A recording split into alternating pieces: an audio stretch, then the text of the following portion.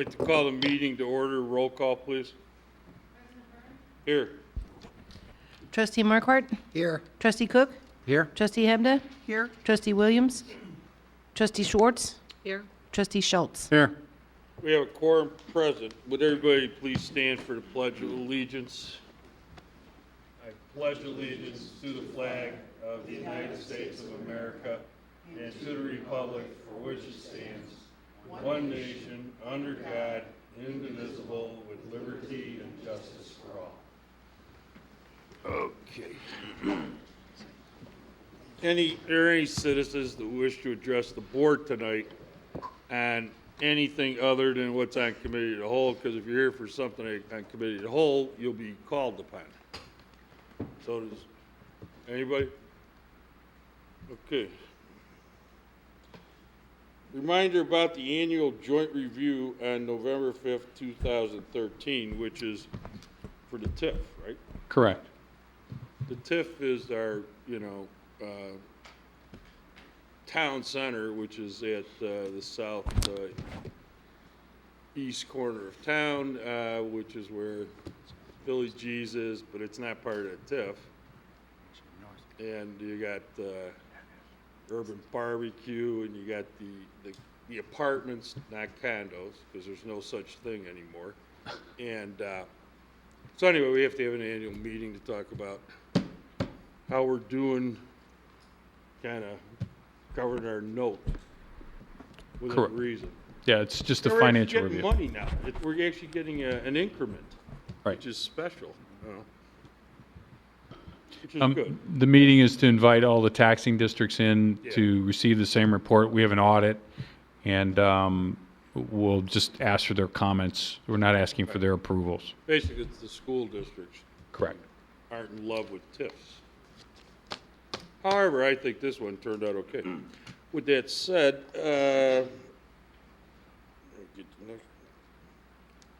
this does fade out a little here, Trustee Marquardt. Okay, next item is an update on the Affordable Care Act's effects on seasonal and part-time hiring decisions. Finance Director Knapp. I forgot the term, but we'll come back to it. We have our Human Resources Benefits Specialist, Kristen Shepard, and she's going to talk about how the Affordable Care Act will affect the village. Thank you. As Larry said, I have joined you tonight to talk about the Affordable Care Act and the potential impact that it may have on the village financially, as well as our staffing and our hiring practices. Now, it's important to point out that there's still a great level of uncertainty surrounding the Affordable Care Act, so much of what I'll be talking about tonight is our understanding of the Affordable Care Act and the possible impacts. So, how exactly do we expect the Affordable Care Act to potentially impact the village?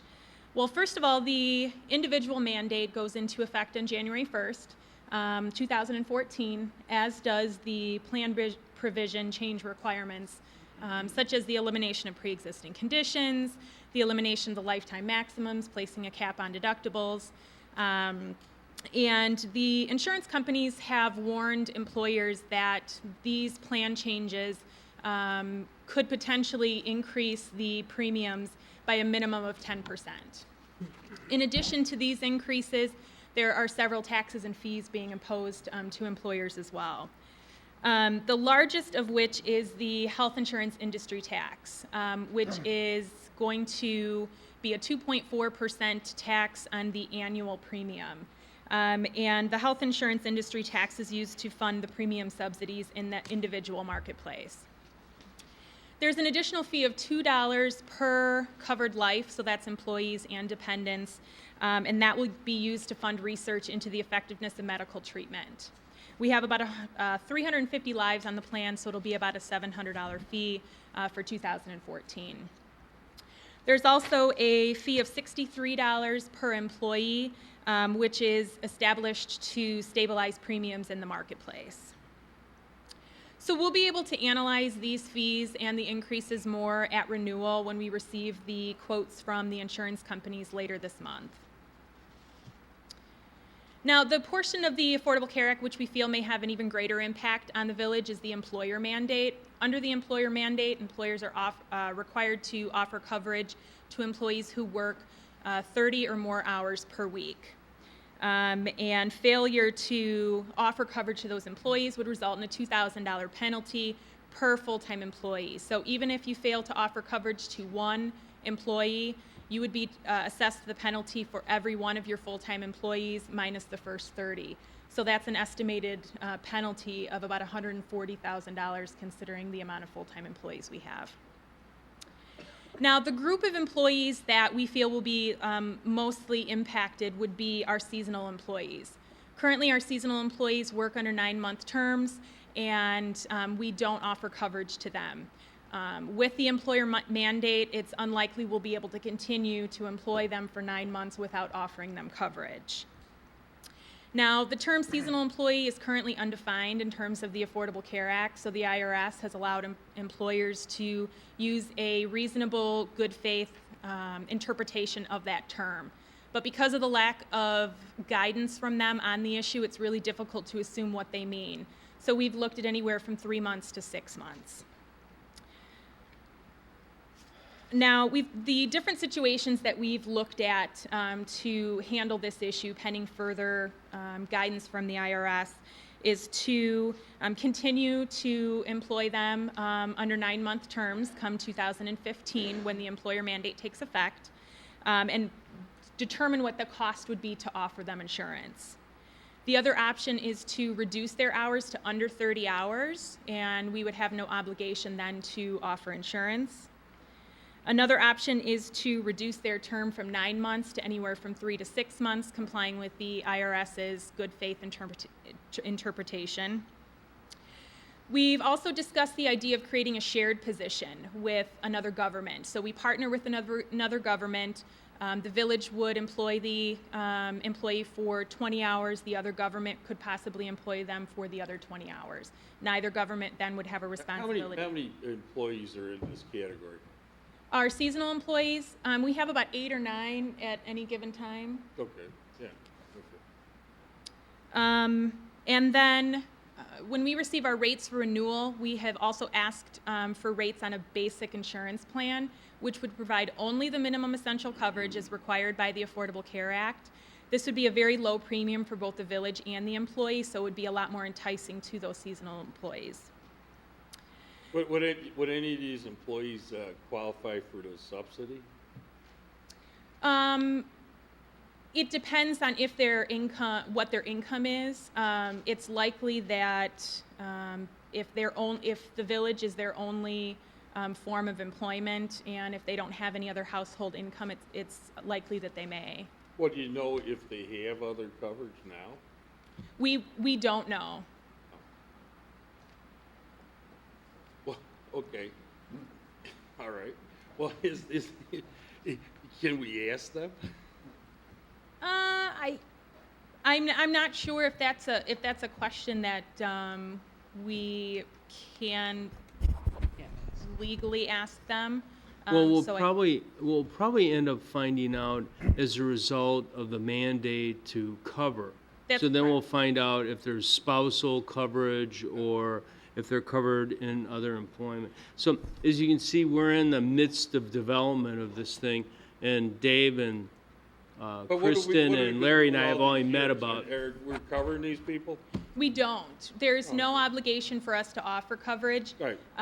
But come 2015, if we don't offer coverage to them, and they stay working 30 or more hours per week, then we would be assessed that penalty. And out of the 8 or 9, how many are at that threshold now?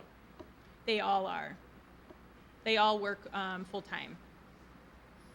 So, okay, full-time in the sense that it's 30 hours a week? Or Yeah, is they it work- in the sense that it's 40 hours They a work week? 40 hours right now, but Okay. our personnel policies right now don't allow for insurance coverage for the seasonal employees.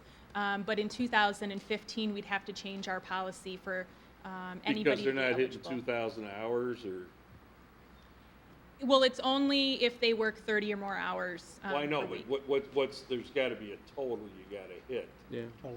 Well, I think what you're referring to, Mayor, is the number of months, and it gets into that whole issue of the look-back But I mean, period. do we, So, what's our our personal Right now, our- say? Does it say 2,000 Right now, hours it's or less? 2,080 hours. That's what our Okay, well, personnel that's a policy simple says. question, and Larry gets the Cupid out. Yeah.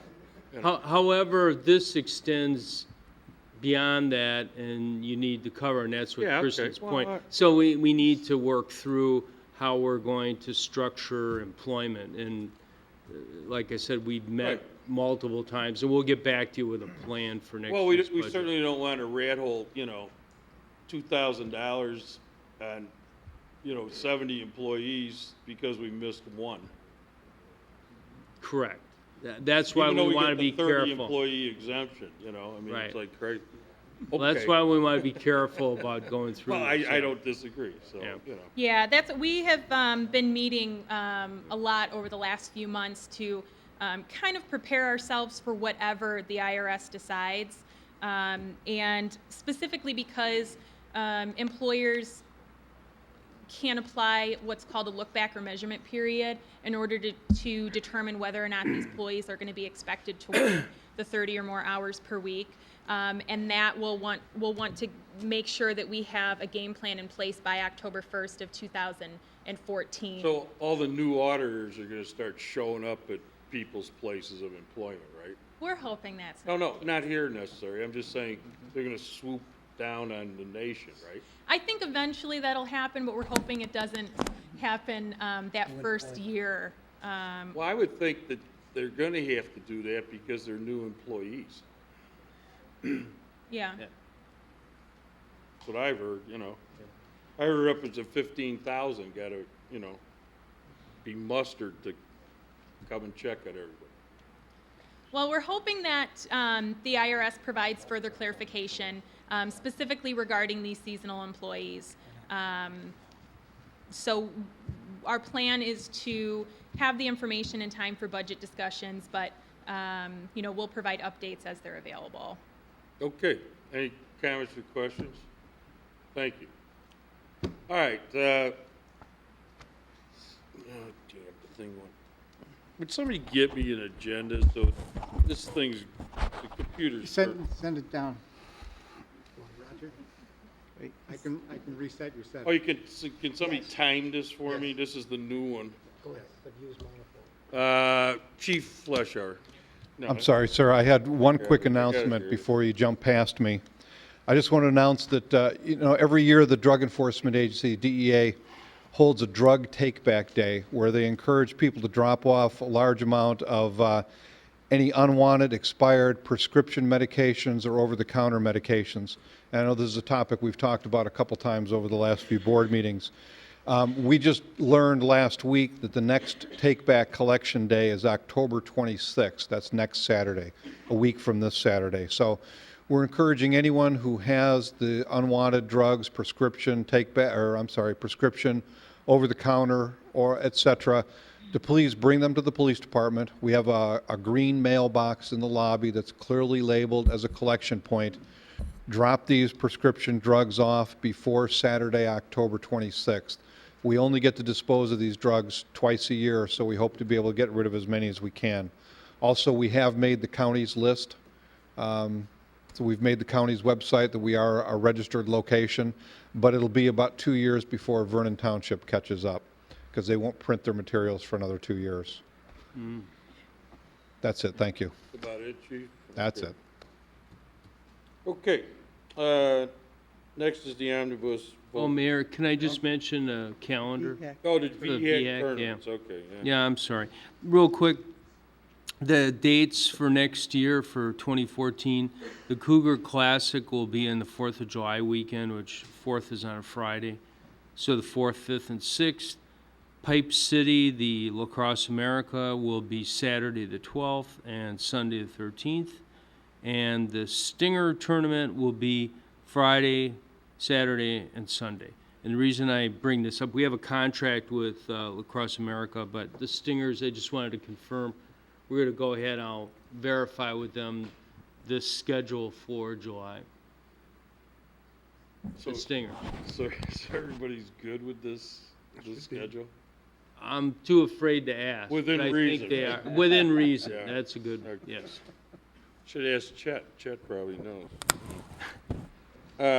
Okay. Next is that about it from department heads? While I forge forward here. Okay, next is the Community Development Building Division, September 2003. Any comments on that one? Police Department monthly report? No, not usually. We need an omnibus vote on A through C. So made. It's a long one. All right.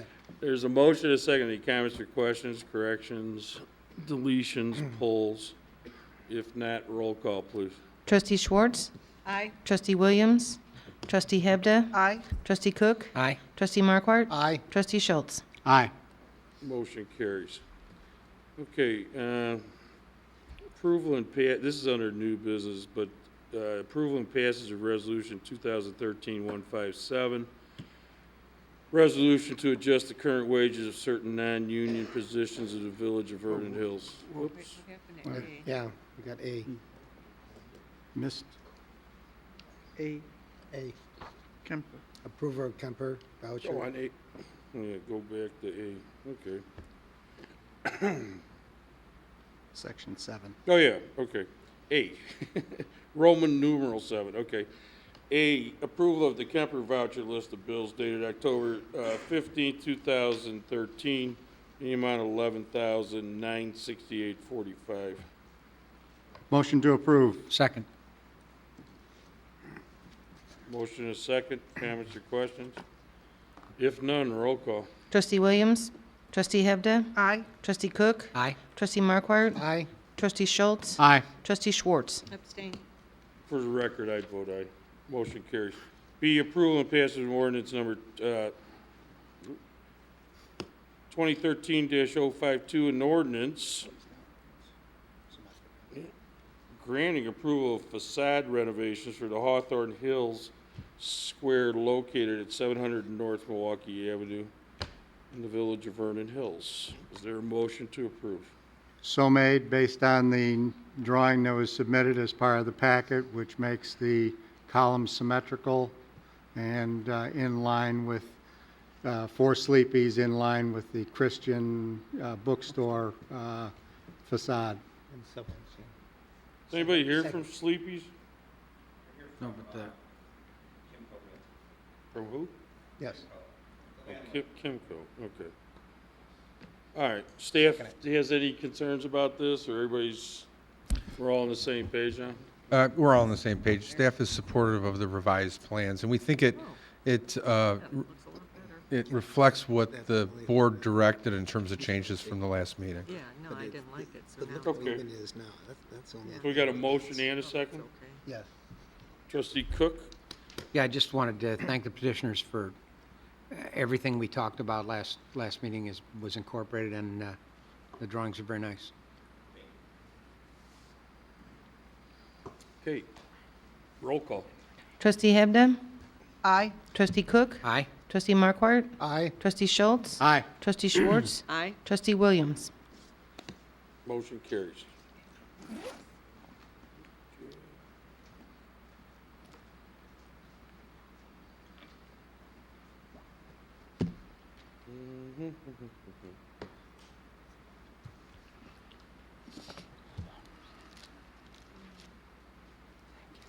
Okay. Get rid of that one. Okay, item C, approval, trustee Schultz, what's your? This is on this item, Oh, so on this I'll one. I'll let you. Approval and passage of, is there a motion for approval and passage of resolution 2013-060, a resolution repealing and rescinding resolution 2013-122, and authorizing the signage of an agreement for operating concessions at the Vernon Hills Athletic Complex by the Vernon Hills Cougar Youth Athletic Association. There's a question. Yeah, I know. Okay, trustee Schultz. At this juncture, I can't in good conscience vote for this. A, we've been operating without an agreement for quite a while. B, the original agreement was never lived up to, but that's neither here nor there. We've all agreed to forgive those debts. But we still haven't gotten a lot of answers, especially the one about why they need also to be a for-profit corporation as opposed to all the other sports, youth sports entities that are strictly just a not-for-profit entity in all the other communities around us. So based on that, I mean, the board's pleasure to pass it, fine, but there will be at least one no vote because I don't believe we've received sufficient amount of information that we've asked for over the past. What are we, I'll defer to staff on this one. Where are we at with what trustee Schultz is concerned about? Well, this really pertains to their nonprofit and the concession we have with them. The other aspect of it is, to be honest with you, I really don't know. I mean, I've had a number of conversations with the Park District relative to, for example, they're wanting to run a basketball program at the District 73, and the Park District running a parallel program. I won't get into that because that's between the two of them, but those, as I understand it, are some of the issues that where they have conflicts with under their agreement, which I haven't looked at for a long time, but where they're offering programs that the Park District offers, which they, under their agreement, my understanding is they're not supposed to do. And I'm not sure they're offering those under the VHAA or the Vernon Hills Cougars Youth Athletic Association, the nonprofit. Okay. Trustee Cook? Which one is the profit and which one is the My not? understanding, it's the Vernon Hills Athletic Association. So VHAA is the for-profit. Right. That And is that's why not- this is written for the nonprofit. This agreement is strictly with the nonprofit arm. Correct. I'm going to go ahead and vote in favor of it, but boy, we better have real good accounting as to, I mean, I don't want money going from one pocket to the other The other, yeah. if those two organizations are too closely related. Because it's a lot of the same people in Bob, that. have you looked at this at all, or I have not looked at this issue. was the Park District looked at it? Well, they've looked at the issue that I'm aware of, as I mentioned, competing programs. Yeah, they know. Not from the Concession. perspective so much of The concessions. for-profit programs, but more from the standpoint of, you're offering this and we're offering this, and they shouldn't cross. Well, but my contention is I don't want to be making deals like this with a regular business. That was not where we started. That's not where I want to go. This is to be about youth athletics and not-for-profit youth athletics in the community. And if the two are not well separated enough, then I have concerns.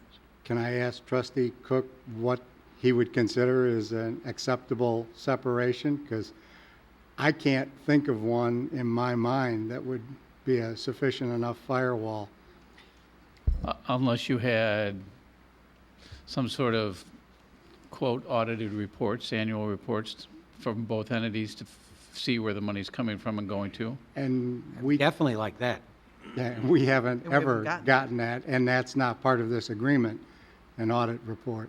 So therefore, Well, because you decided previously not to share in the revenue.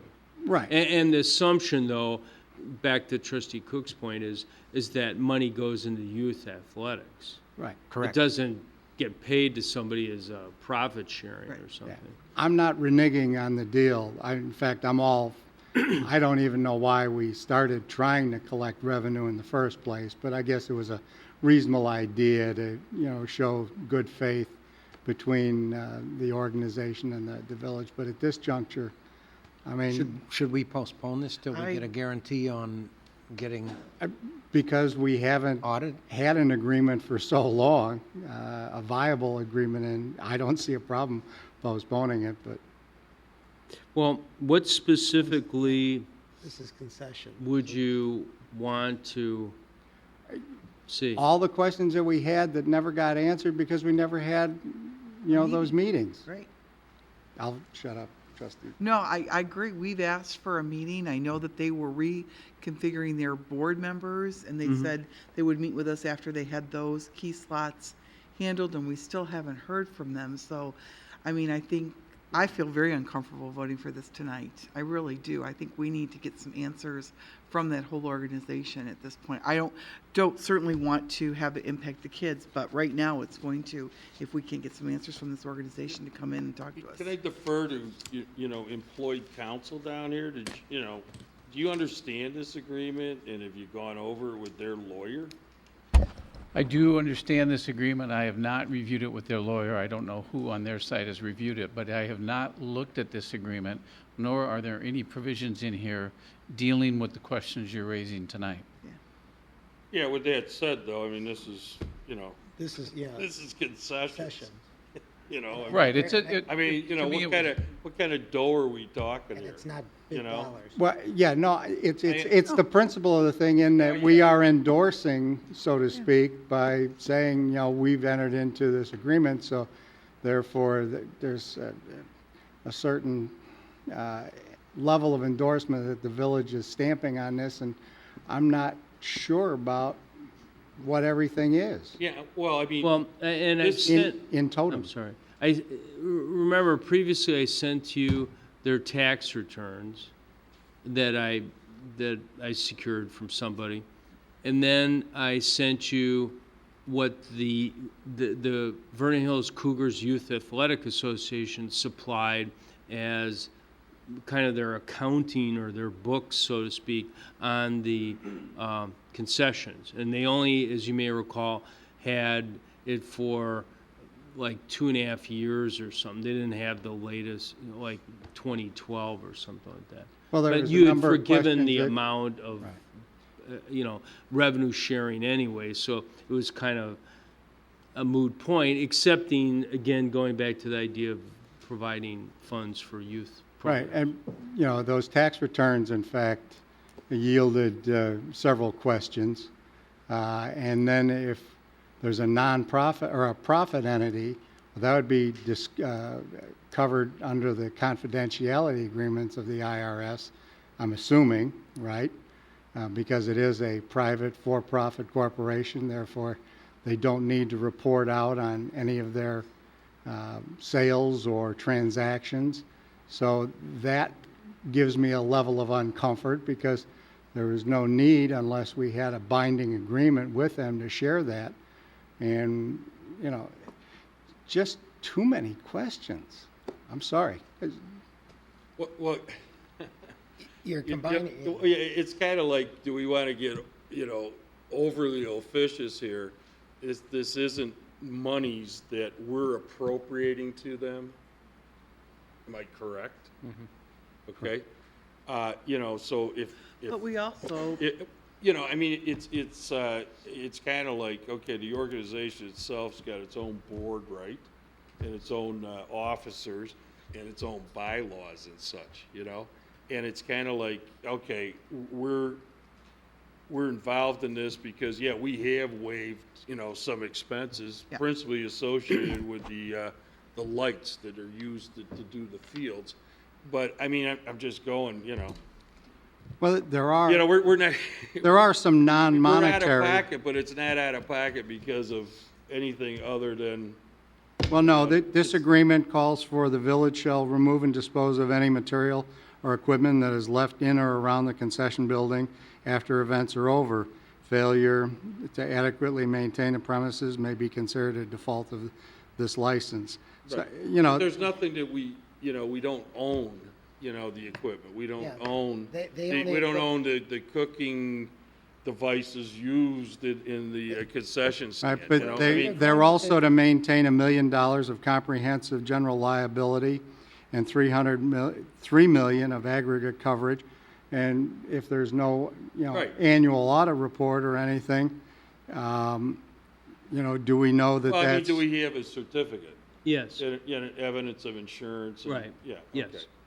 okay. In essence, I mean, I'll be glad to look at it if, somebody wants to flip it to me.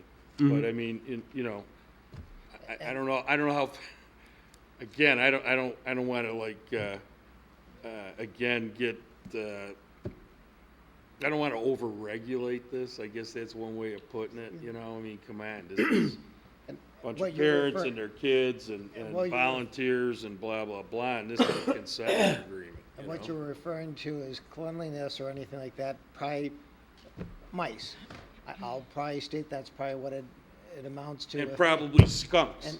no skunks. I don't know, we've had a but lot of mice. skunks in But town. that's Got a what lot it of consists of. positive press out of this, So I don't think it's that, what you're looking at is a concession area versus something else that's a separate, somewhat Yeah. entity of it. Like I said, it's the pleasure of the board. I'm just stating what this chair will do. Okay, any other comments or questions on this? If not, is there a motion to approve? Motion to approve. Is there a second? Second. Any further comments or questions? If not, roll call. Trustee Cook? Aye. Trustee Markwart? Aye. Trustee Schultz? No? Trustee Schwartz? Aye. Trustee Williams? Trustee Hebda? No. Oh, then I'll vote yes, so motion carries. Okay. Next item is, go back to. Wages. It's new business. I'm working on it, I know. I can't- Okay, new business, approval, okay.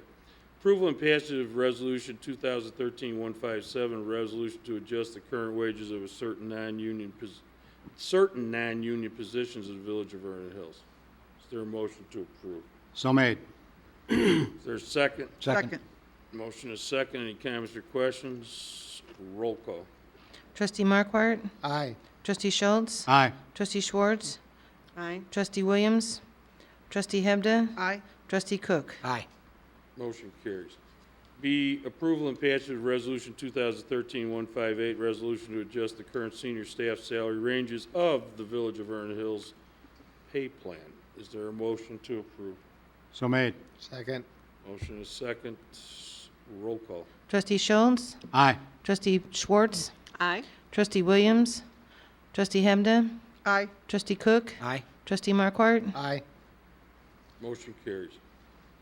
C, resolution supporting the retrofit of existing Department of Transportation 111 rail tank cars that transport packing groups 1 and 2 hazmat before the Pipelines and Hazardous Materials Safety Administration in docket number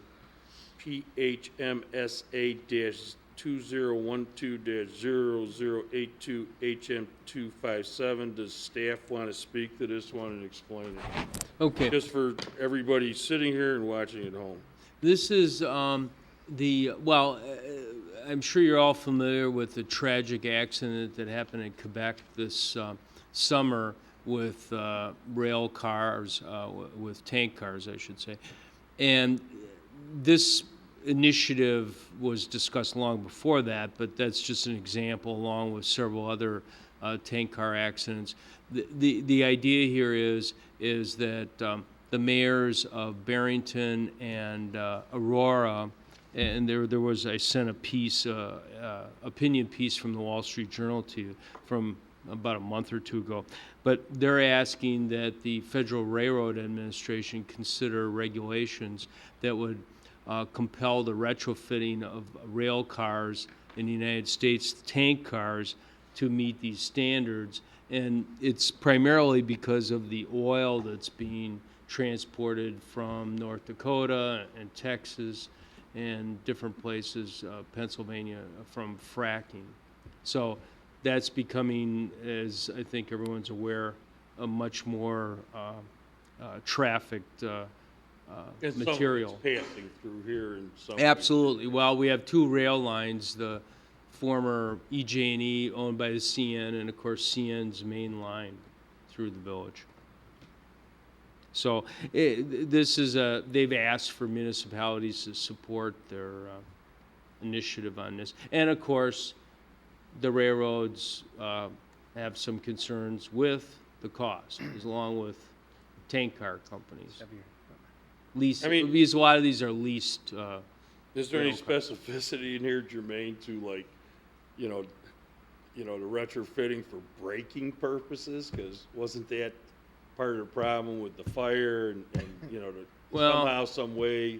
Yeah, and I brakes guess there was weren't some, reset and- yeah, how they secure, it was on a grade and how you secure the train, right, a brake and all that. But this is retrofitting tank cars for, actual accidents where, I mean, I don't understand the technical piece of it, but the fittings where they load the cars to put, retrofit those fittings, and then the ends of tank cars, that type of thing. So it's a couple different measures to increase the Was it safety like if they're in an multiple accident. linings to the tanker? Yeah, I guess tank they're itself is in. like, like an underground tank? Or? Well, as I understand, they're the end points of the tank car, so if they hit something on impact, and then it's also the fittings. Some of these are a problem because at the top where they're filled, that, like a new tank car would have a different kind of fitting. So it'd be retrofitting those, so they don't get knocked. Obviously, they derail, they go sliding, it knocks the top off, and then, if it's, material that's highly explosive, So this could prevent the spill. this would So- reduce, the spilling All right. and reduce the potential for explosions. All right, with that said, is there any comments or questions on it? If not, is there? Motion. The motion is second, or is there a second? There's no motion. All right. Motion to adopt Resolution 2013-159. Second. Okay. If there's no further comments or questions, roll call, please. Trustee Schwartz? Aye. Trustee Williams? Trustee Hebda? Aye. Trustee Cook? Aye. Trustee Markwart? Aye. Trustee Schultz? Aye. Motion carries. Okay, let's see, is there any new business or communication to come before the board? Is there a motion to adjourn the board meeting? We will go into closed session to discuss what, personnel and, Personnel, potential litigation, and litigation. okay. Trustee Cook? Yeah, just one real quick comment. A couple of unfortunate incidents involving police, one here in town and one in Mundelein, but the upside was, Chief, my compliments to Officer Fieger on his very vigilant. He was responding to a completely different call and spotted the car people were looking for, and the work done by Mundelein Police on their one incident was nothing short of amazing. So it's very comforting to know we live in an area where the police departments work as well together, because I know a number of departments came over to help out with that situation here. It's just very comforting to know that we have those kind of departments working around here.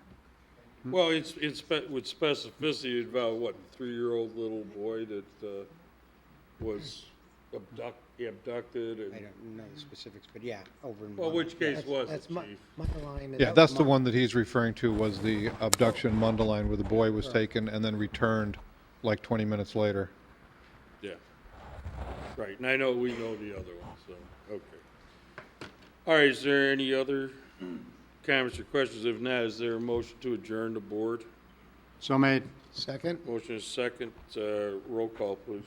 Trustee Williams? Trustee Hebda? Aye. Trustee Cook? Aye. Trustee Markwart? Aye. Trustee Schultz? Aye. Trustee Schwartz? Aye. Motion carries. Okay, I'd like to call the committee of the whole meeting to order. First item is approval of committee of the whole meeting minutes of October 1st, 2013. 13. Motion to approve? Okay, there's a Second. motion and a second. Any comments, questions, corrections, deletions? If not, roll call, please. Trustee Hebden? Aye. Trustee Cook? Aye. Trustee Markwart? Aye. Trustee Schultz? Aye. Trustee Schwartz? Aye. Trustee Williams? Motion carries. Okay.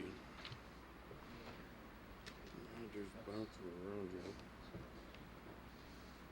Joe. All right, first item is proposed Menards Great Landing, Vernon Hills. Thank you, Your Honor. As the representatives make their way to the front here, representatives from Menards and Bradford Real Estate are here tonight to present the concept plans for the vacant commercial property north of Greg's Parkway. They're proposing to locate on the north, basically the north half of the north commercial site. The concept plan, as you'll see, will consist of possibly 4 developable lots with 1 outlot that'll have contain the existing detention basin. Access to the site will be from existing curb cuts on Milwaukee Avenue across from Red Top and from Greg's Parkway directly across from the existing 2 driveways found on the south side of the road. I'll note there that as a part of our discussions and review, we'll be looking at a possibility of a traffic signal possibly being installed at the easternmost access to the shopping center, and this would be the entrance closest to Mariano's. And I guess with that, I'll turn it over to Tom O'Neill from Menards and Steve Pagnotta from Bradford, and they can walk you through the project. Good evening, Steve Pagnotta from the Bradford Companies. I'd like to just open and make a few comments here. This is the relocation of an existing Menards store. As you are aware, Menards is located in Mundelein in excess of 15 years on Route 60. They've had tremendous success at that store and are considering moving the town with a new 2-story format.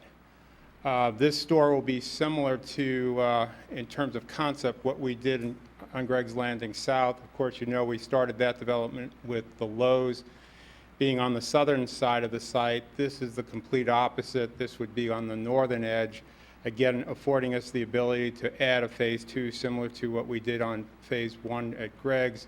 Eventually, we were successful in adding a Mariano's and a series of outlots. This development would lend us the ability to add a second or third anchor plus some outlot development. These exhibits are very preliminary in terms of nature and the drawings as well. But I want to assure you that we would construct buildings similar in quality and materials and concept to our first phase. Materials, and I have selections of them, again, will complement what happens across the street, as well as berming, screening, and landscaping, and so forth. So Tom O'Brien from Menards, on the real estate side, attorney by profession, will walk us through their plans for this store, and then we're here to answer any questions. It doesn't say JD. You know. You may want to use the hand mic. Yeah, it's better. Sure. Good evening. I'm Tom O'Neill with Menards. For the record, my address is 5101 Menard Drive, Eau Claire, Wisconsin. Here on behalf of Menards for the concept plan review. We obviously have a lot of history from a Menards standpoint in Greater Chicagoland, so I'm certain we're a familiar name. But just a little background about the company itself. We have about 290 stores in 14 Midwestern states. We're an upper Midwestern retailer headquartered out of Eau Claire, Wisconsin. Got our start in lumberyard, ranching, small communities, and we branched out and expanded and gotten bigger over the years. So at this point, we do have about 290 stores. We continue to be privately held, family ownership from first generation from when the company was started 55 years ago or thereabouts. We're a very vertically integrated company in which we have a lot of our own manufacturing capabilities. We have our own independent lines of materials that we sell in our stores. And as we've outgrown the Mundelein location, we've decided that we're not in a position anymore in Mundelein to put our best foot forward. We're doing a disservice to our guests. We're doing a disservice to our team members by not having a more full merchandising selection, a full complement of materials that we would have in our best and brightest stores. And that's what we're proposing for the village. From a layout perspective, we are proposing to anchor the northwest quadrant of Greg's Landing. We're positioning the site plan so it would be in the northwest quadrant of the property. From an infrastructure perspective, we would be looking at constructing accesses, one full turning movement access from Milwaukee, as well as 2 accesses from Greg's Parkway, one being the access that would oppose the main entrance into Mariano's and Lowe's, as well as the service entrance further to the west. And that would bring us then into the store site for the Menards store itself. The Menards store, the concept we're trying to do is something very unique to the property and unique to the village, both in terms of the store itself as well as the aesthetics of the store. It is a 2-story store, approximately 230,000 square feet in total, with a moving walkway that transports carts and people from the main floor to the second floor, where we have a number of selections of appliances and our electrical department, model kitchens, model baths, as well as a main floor. To the north and slightly to the west would be the area that would comprise our garden center and lumber yard. Within the lumber yard, we also have a secondary structure, an accessory structure that's a warehouse. Being a northern Midwest-based retailer, we have a lot of, we're experienced with weather. So we store a lot of material in there for people to go in and load their vehicles without getting rained on, without getting snowed on, without getting sleeted on. The concept from Menards, and one way we try to set ourselves apart from our competition, is to have displays within the stores, but not necessarily cart the material through the store itself. So we're asking guests to take their vehicles and then enter into the lumberyard. That lumberyard entrance would be to the southwest quadrant of the site plan itself, in this area here.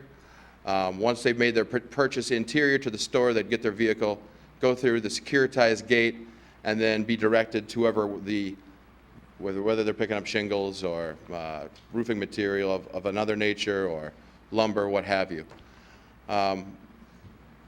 We're proposing the receiving area and docks in this area with the lumberyard and garden center to the north. The warehouse would make up one facade of the exterior of the outside fence line, the outside confines of the lumberyard. And then we would have an opaque treated lumber fence that would comprise the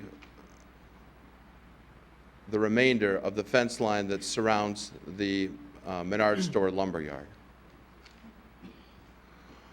From an elevation plan perspective, we've taken a lot of the comments from John Calmar Hart, and we've had a number of iterations of warehouse plans and store elevation plans that we've went through to date.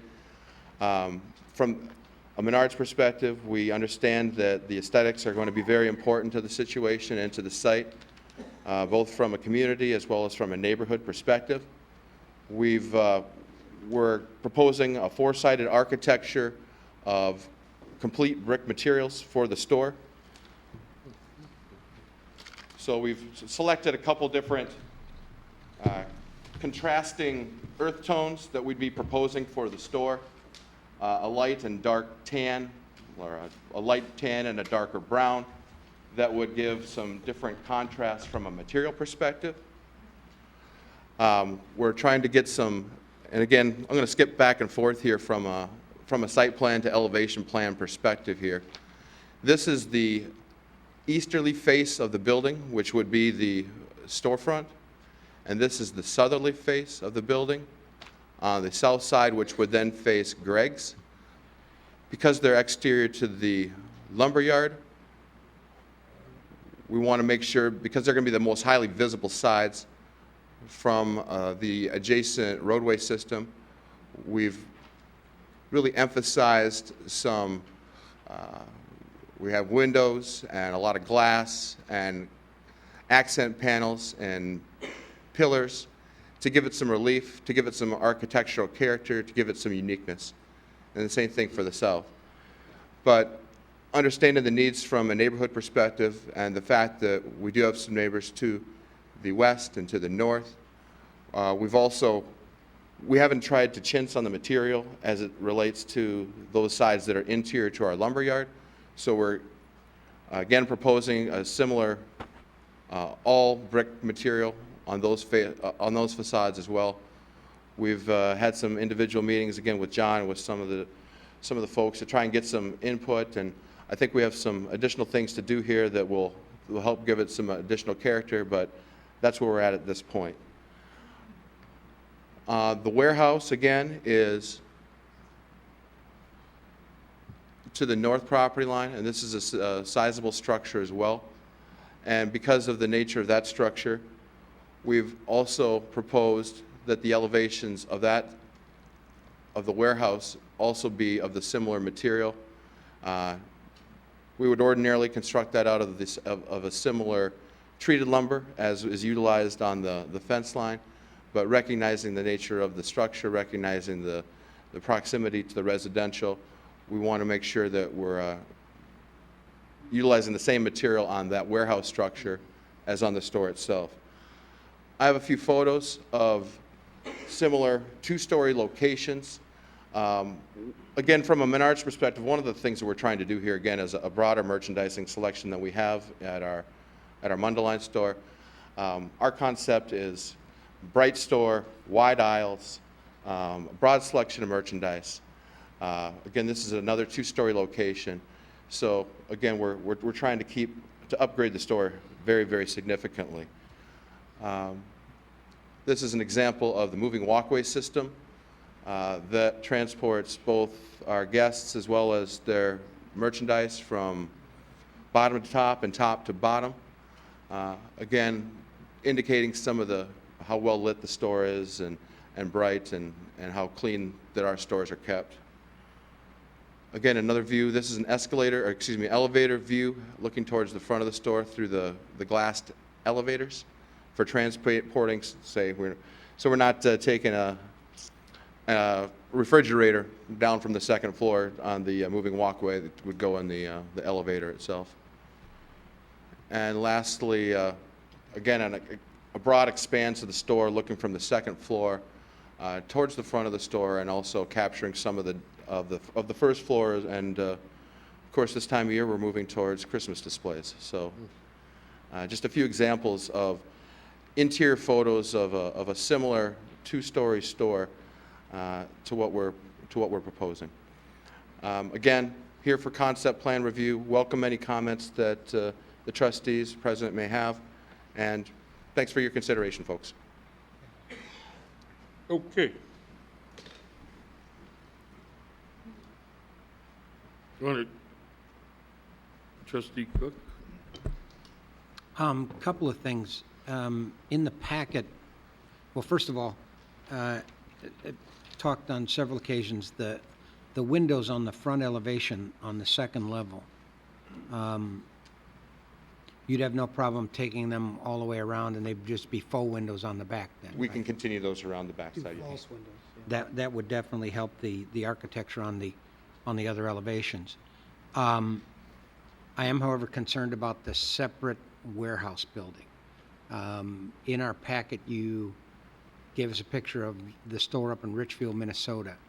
I like that building a lot better because the warehouse is incorporated and it ties all the architecture in. The main building is nice. The warehouse is just a warehouse. And what you've done with the Richfield, Minnesota building, bringing the warehouse into the entire building, gives it the nice architecture all the way around.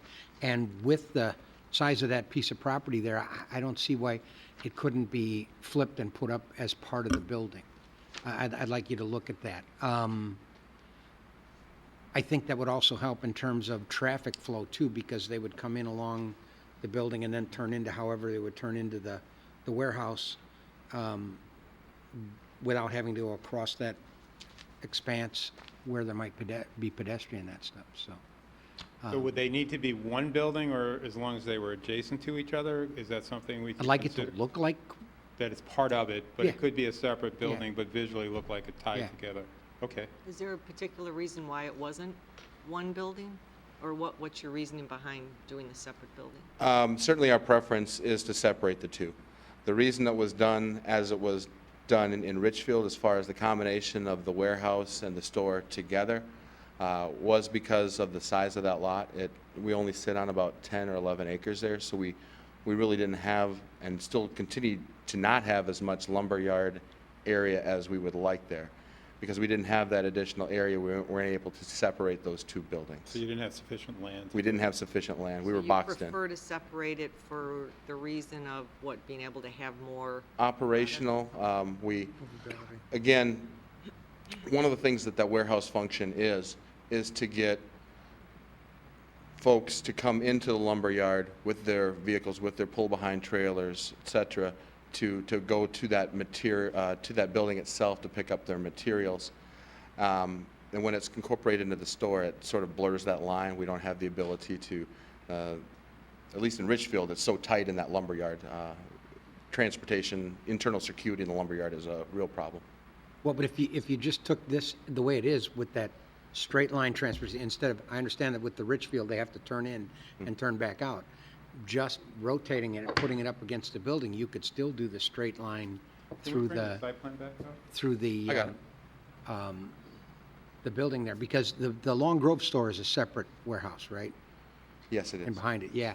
And that was one of the things I didn't like about that site and going out there and looking at. So Tom, could it be flipped and move closer to the building?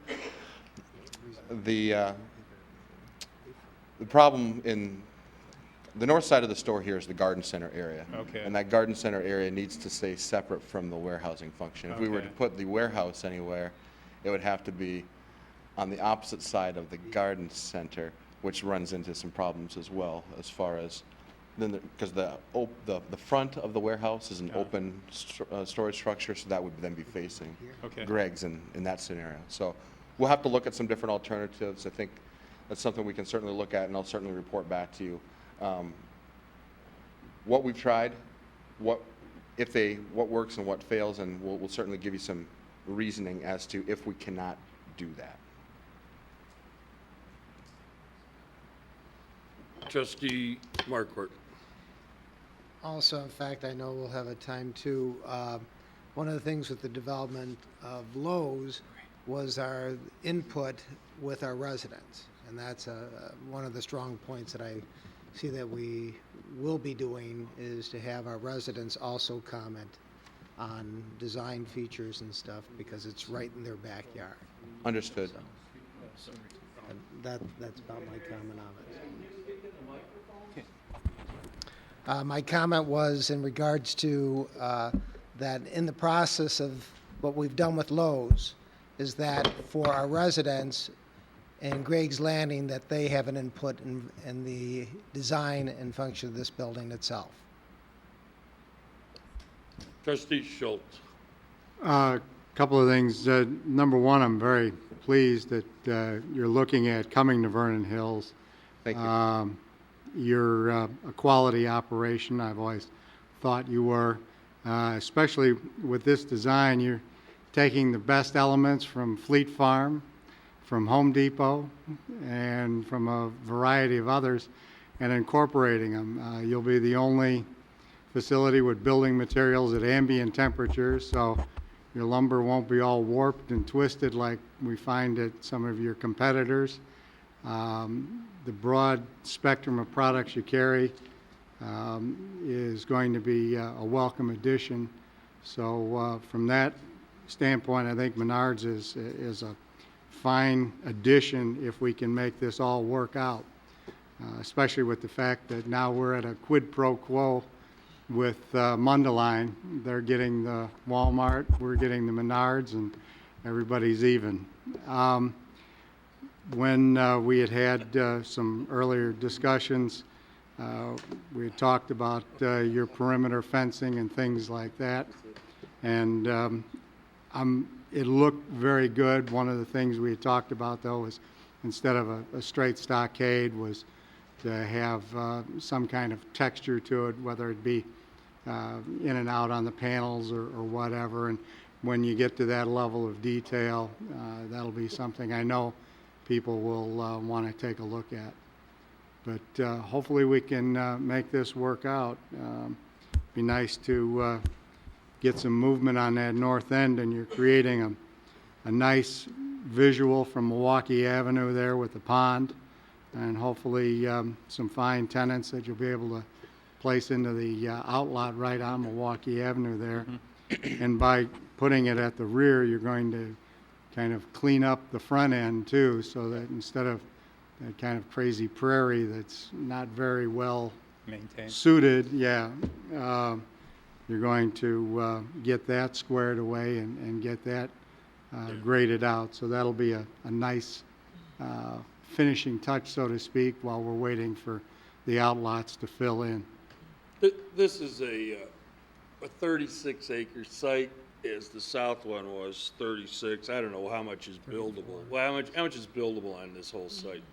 Except for the two ponds that are depicted, it's probably about 3 acres of detention. So The it's rest of about it's buildable. 33 Yeah. plus acres. And the parking lot and the you know, the material yard in the building, what's the footprint of that? Is it 15 acres? I think we're 20? closer to 16 acres. 16 acres? Yes. Okay. So there's another 20 acres obviously to be developed. And, okay, and as we speak, we don't know exactly who the possible users are in the future.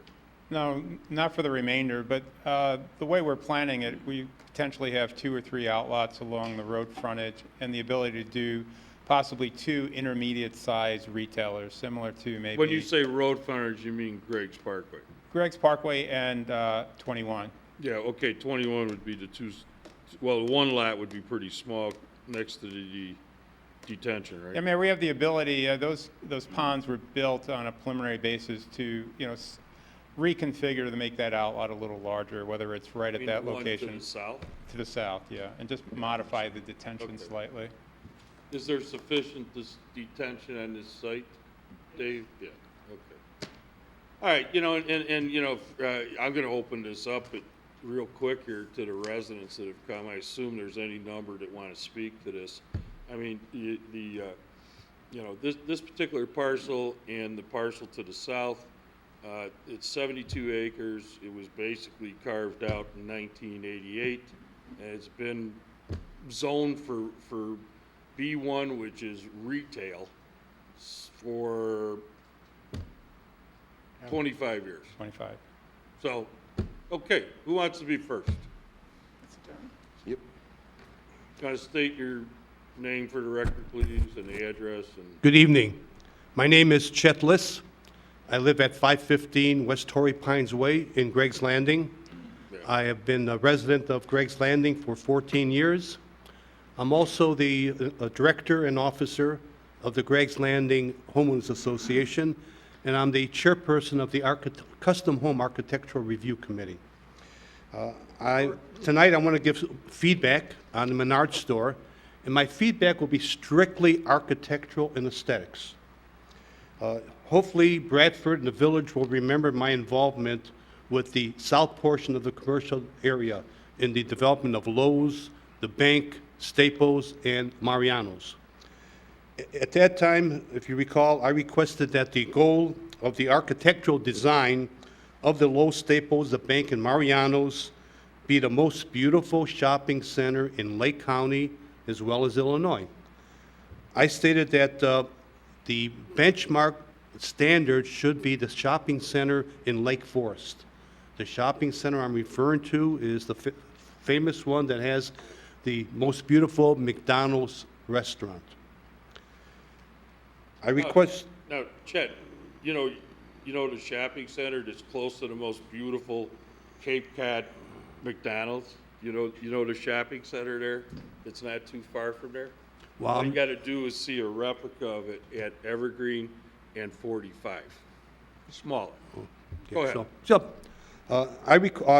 I requested... Time, so Okay, I requested that the Lowe's, Staples, Bank, and Mariano's Food have an architecture like custom homes. As you know, Greg's Landing is a custom home area, mainly custom home area. Most, I don't know, most of it.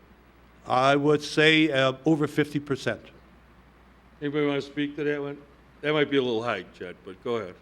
Okay, that the buildings be all brick or stone, have neutral colors, have four-sided architecture, windows on the upper levels, no square big box. The buildings have various bump outs. The roof design and material, if it's that type of roof, imitate a cedar shake custom home roof. Lots of landscaping on the front, on the back, on the sides of Gregg Parkway, and on the north side and the west berm. I requested that the signage on the building have a beige brick background and sign letters be white. I think you remember the discussion we had on Lowe's. Lowe's wanted to use their standard signage, and corporate said they had to have the standard signage, and we did convince them that the sign should be beige with a white background. And I would say that the Lowe's store that we have is probably the nicest Lowe's store anywhere. With the partnership and cooperation of Bradford, Lowe's, Mariano's, and the village, we achieved those goals. I'm now asking for the same architecture, the beautiful architectural aesthetic, color, signage, and landscaping features for the Menards store and warehouse. I reviewed the plans that were available on the Vernon Hills website.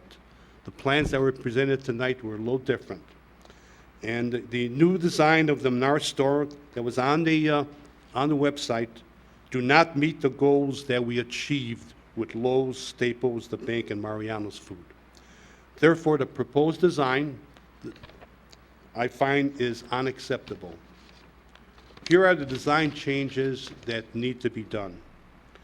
The proposed design is a big, massive box. We don't want a big, massive box. The two-story design of the store needs to be changed to a one-story design. Just like was done at Lowe's, Mariano's, the bank, and Staples, the design of the Menards store and warehouse must be the most architectural and aesthetic pleasing shopping center in Lake County and hopefully in Illinois. Menards and Bradford need to start with the same design of the Menards store that's in Long Grove. Start with that one.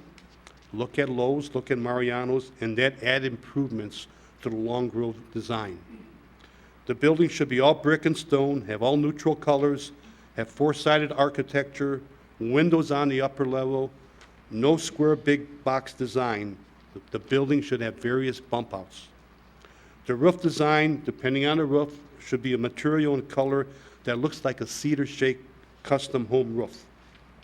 The signage on the building should have a beige brick background, and the sign letters should be white.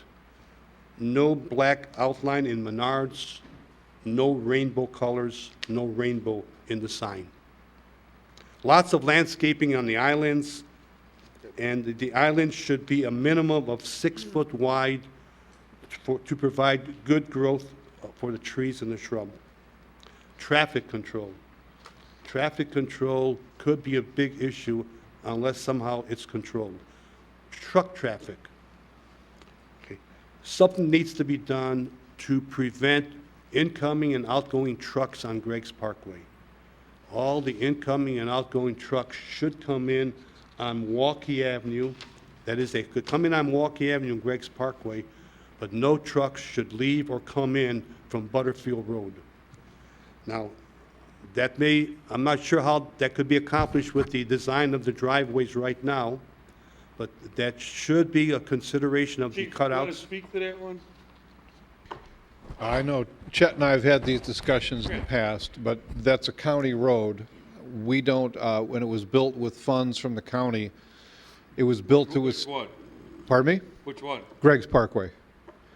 And it was built to allow truck traffic to navigate on there. It's built to withhold the weight standards. Dave's probably better to talk Dave, to that you than want I. to speak to that one? Sorry. Oh, that sounds good. Greg's Parkway was part of I think what Mark is talking about. Greg's Parkway was designed in concert with Lake County as part of the tri-party agreement with Zale, the village, and the county allowed water and sanitary to be brought to overall Greg's Landing. The roadway had, there's certain criteria that needs to be met. One of the things that's very important to the county is to keep transportation flowing. So there are certain requirements within that agreement that will dictate what we can or can't do. We cannot arbitrarily put up a four-way stop there, et cetera, to impede flow. I suspect that the construction traffic, et cetera, is something that we would have to review in that agreement to see what latitude it provides for us.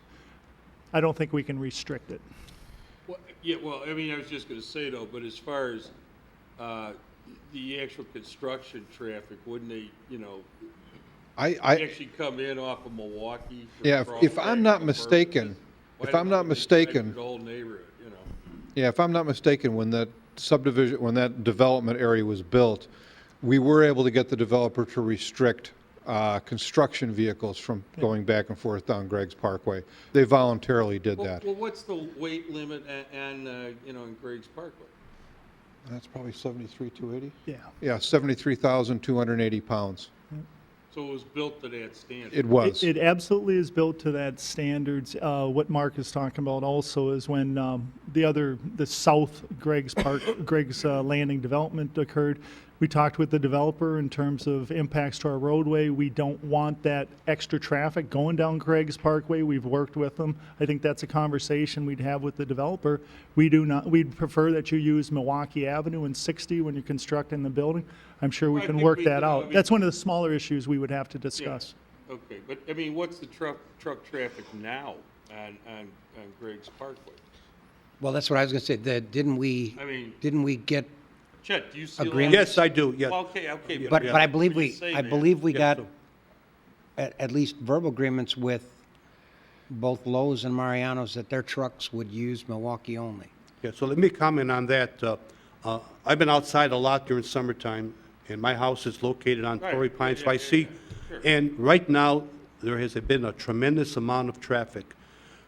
The concrete trucks from the concrete plant, they're providing concrete to Milwaukee Avenue 136. They are cutting through Greg's Parkway left and right, both ways, fully loaded and empty. In terms of the agreement we have with Lowe's and Mariano's, just today, I saw a truck leaving the parking area, going down Greg's Parkway. So just the agreement we have, it may not have been passed on to all the delivery companies. So I'm not talking only about the construction trucks, I'm talking about the ongoing truck traffic. So what I'm asking for, and David and Mark and I have had this discussion, is that the village has a very good rapport with the county. What I'm asking is that the village have the dialogue with the county, ask the county to change the traffic pattern on Greg's Parkway to not allow truck traffic at all, except for local deliveries to the residents and to the golf course. All other traffic should be prohibited, and hopefully the village can make that agreement with Lake County. The other thing that needs... I got to say, the county didn't pay for that road. They did not pay for that road. They didn't pay for most of the road up and down Butterfield. They didn't pay for the road that Allison that extended down to railroad tracks. That was all Cuneo and whoever else was in there. So you were... I'll take your word for it. I wasn't here. You were working here then. No. I'm not talking... I'm talking to pointing at the other guy. Absolutely. The guy with the mustache. I remember it all. Okay. Well, okay, fine. So yes, I believe that there should be, part of the agreement with Menards is that Menards have a process and procedure in place that tells all their delivery trucks, incoming and outgoing, not only construction, that they should come in from Milwaukee Avenue, do not come in from Butterfield. However, I think the best thing is village having the conversation with the county and making Greg's Parkway no trucks at all. The other concern is the increased vehicle traffic. Now, I'm not sure what can be done about that. It's going to go up. all I could think of is currently, and I see this, Mayor, is the speeds. I know Mark and I have had discussions on this. The speed limit is 30 miles an hour. I would say that the average speed of the drivers is more like 40 miles an hour, average speed. And I see, by the sound of the cars, some must be going 50 and maybe higher. So the only way I see of controlling the traffic control is strictly reinforcing the speed limit. And one thing would be also to lower the trigger point. Right now, it's a 30-mile limit. I believe the trigger point is 12 miles per hour over that. And like I say, the average must be 40 miles an hour. I would say lower that trigger point to 7 miles per hour. So 37 miles per hour, you're going over the limit. I mean, this hopefully could discourage people. Hey, it's not as fast as we thought. The other way would be maybe synchronize the lights better on Town Line Road, on Route 60. A lot of the traffic is cut-through traffic.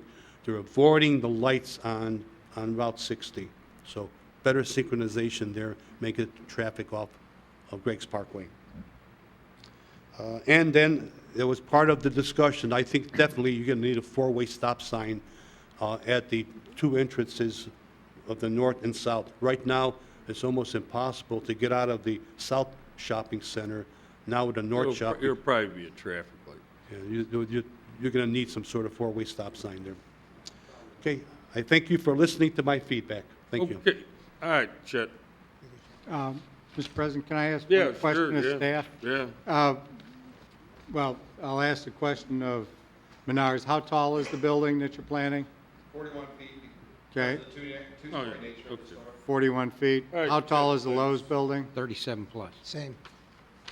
37. a little over So 37. 4 foot It's about a difference. 3.5-foot difference. Yeah. The two-story building is about a 3.5-foot difference from the Lowe's. Right, that's what I thought. It's not much Okay. of a, That was it. Thank you. That long row store looks so much Go, nicer. what's the square footage on the first floor? Did you get an answer to that? What's the square footage, the footprint? I mean, what's the first floor square foot? 120,000 square feet. So you're talking another 100,000 up. Well, if you take that 100 and you flip it onto the vacant land, I mean, you know, it's another 2 acres it's taken, you know. That'd be a It's even a bigger big- footprint, you know.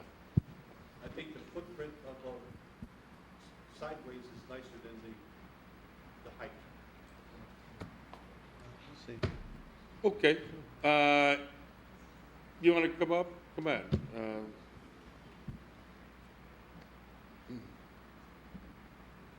And please state your name and address for the record and. Good evening. My name's Holly Estel. My address is 1971 Crenshaw Circle. We're the first street going north off of Griggs Parkway into the Bay Hill townhome community. And I am president of the board in our community. Okay. First of all, I want to say thank you to the gentleman who spoke before me for expressing his concerns, some of which are mine. I think one of the biggest concerns of our residents is the traffic. Crenshaw Circle is the only entrance and exit to the Bay Hill community. I would say there are a number of hours in the morning and evening every day when it is really difficult to get out of our community onto Greg's Parkway, turning left, and even sometimes in the evening when everyone is coming home, turning right. The evening rush hour lasts now from about 3:30 till 7 o'clock. We had to sit and wait to get out of there for a period of time, even to come over here this evening. So traffic is a big concern, and I'm hoping that you will evaluate it and keep in mind the community that is closest to this new development. Some of these questions have been sent to me by one of our other board members too, and one of his questions was about water drainage. what consideration is going to be given to that? You're talking tonight about, what, 16 acres of land that's going to be built, and much of it is going to be paved over. There are ways, you know, of building parking lots of things other than asphalt so that water drains from the entire parking area. I don't know if our village has considered asking for those kinds of things. You'll find that kind of construction in the most upscale developments for retail, and I would suggest that that's something we could look into for that parking area. We're concerned about the water drainage in relation to the Bay Hill townhome community. Dave, maybe Dave. Yeah, can absolutely speak. like to help with that. The good news is that this is actually downslope of your subdivision. It has its own separate detention ponds, so you're going to be a separate entity. Everything's downstream. I do not forecast any problems for Bay Hill as part of this development. While I am no expert on this construction or the development of property, I only found out about this last week. I have gone out and walked around and looked around the property. And one of the questions that I have is, as you have said, Dave, it's kind of downhill from our community. When I was standing on the berm that is now next to our community and looking out over that landscape, it looks like it's slightly lower level than the Bay Hill property. Is it going to stay that level? Because that is something we were talking about in relation to the height of the buildings and the level of the land. That land wouldn't be filled in to be built on, would it? They're really at a conceptual level where they haven't submitted grading plans, et cetera. What we do understand is between your HOA and the development, there's a very large berm, so that's going to isolate things. In terms of screening, I do not anticipate that they would look to lower that berm in any way. The only way I could see it going is potentially it being elevated, so. That was another question of mine, because I don't know if it's the same height. I don't think it is the height of the one that is behind Lowe's, because I've looked at that too. And I think really what you are stating is it's very important to you and the HOA that there's screening provided. Yes. And that's something you would like them to address. Yes. Okay.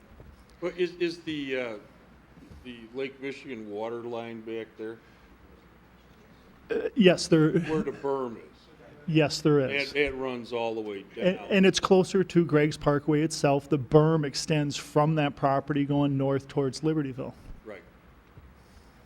So they're not gonna do anything with that. That's our drinking water, you know, so. So when you, in other words, in terms of lowering, what about raising it? Could they not do that because it is the? I don't think they're gonna. No. They're not gonna. Expensive.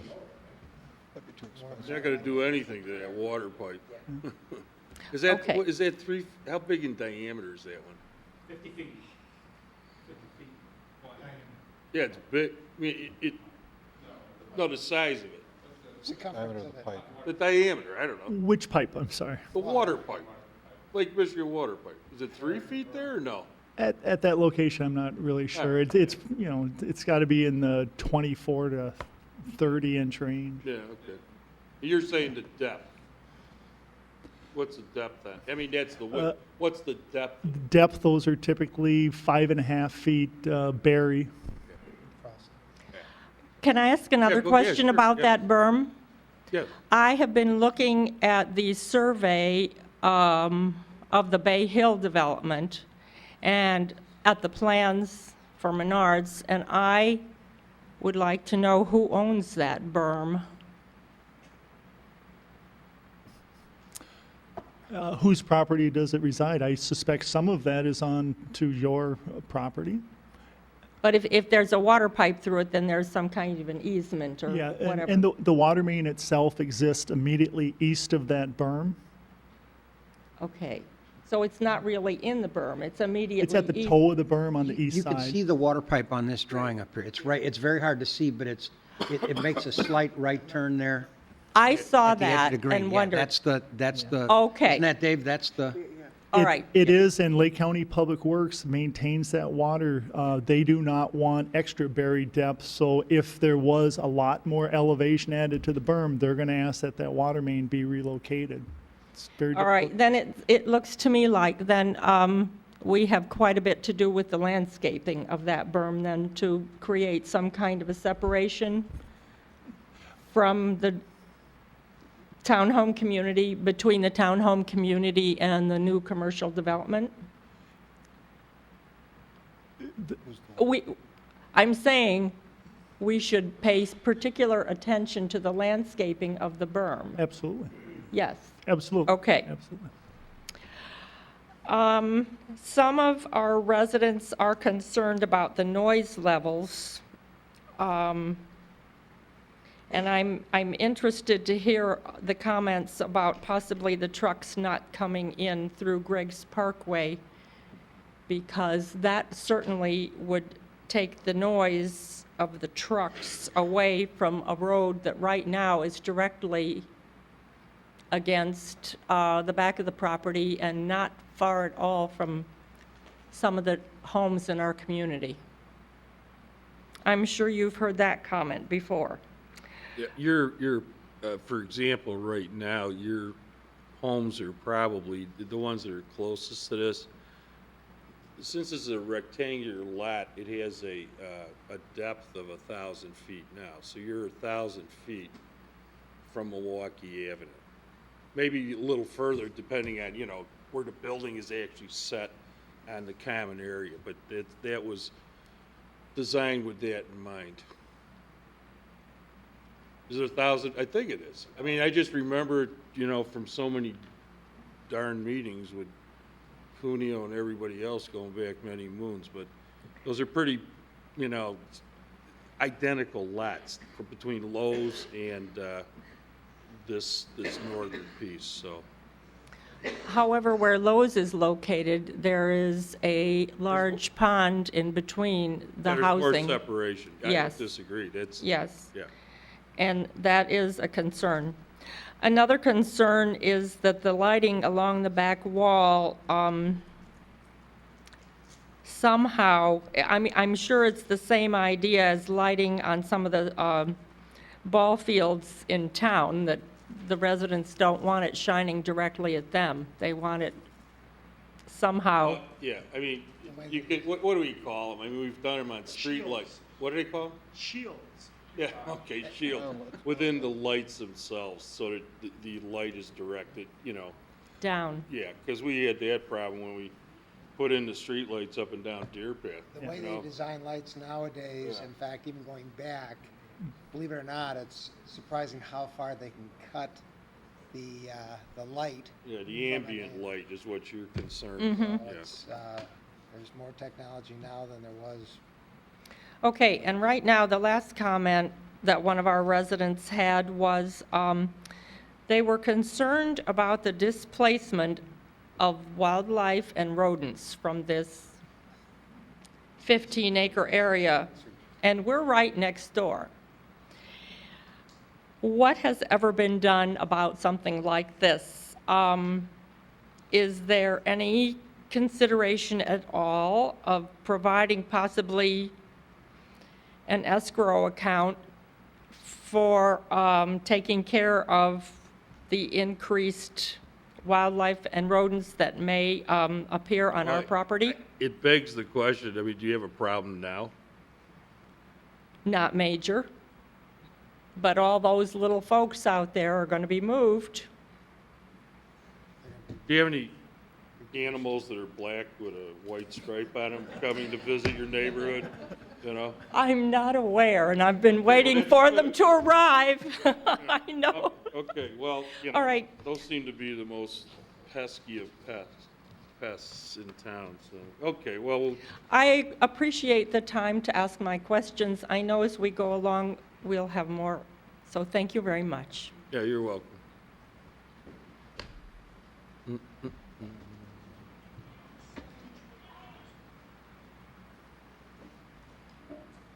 My name is Cindy Powers. Thank you for the opportunity to speak. 1247 Briarwood Lane, Libertyville. I'm the Vice President of the Libertyville Ridge Condo Association. According to the site plan here, if I understand it correctly, the warehouse is going to be positioned on the north end of that property. We have 4 buildings that are within less than 50 feet of the property line. We talk about a stockade fence here. There is a slight berm right now. How tall is that warehouse? Warehouse is about 18 feet to the bottom of the truss line, but then it's a peak roof, so it gets to be about 28 feet in height. 28 feet. How are we going to hide that aesthetically from these homeowners in my association? Do you want me to keep, answer her directly? Or? Yeah, sure. But if you could use one of the mics, or that's a... Why don't you take the portable one, yeah. And you may want to go to your screen that shows the... Sure.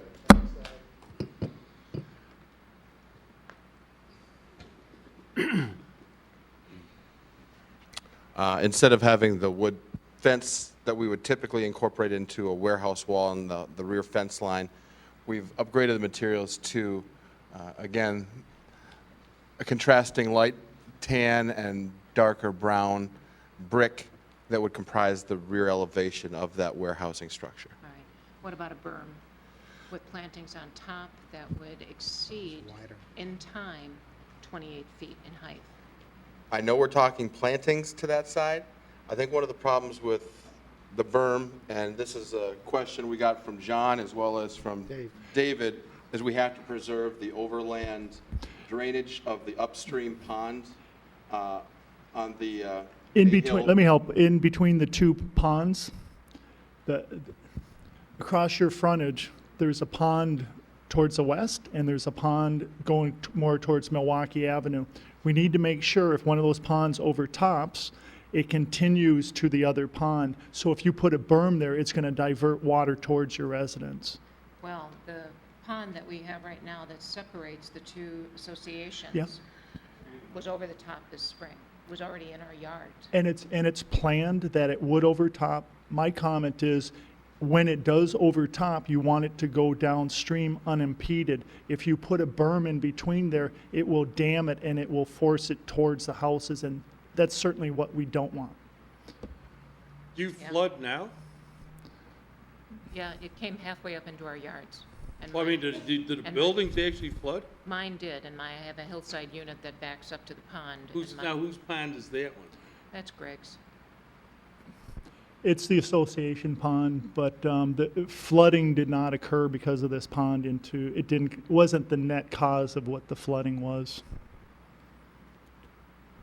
Is it flooded in the past? I mean, has it been a problem? I mean, over the years?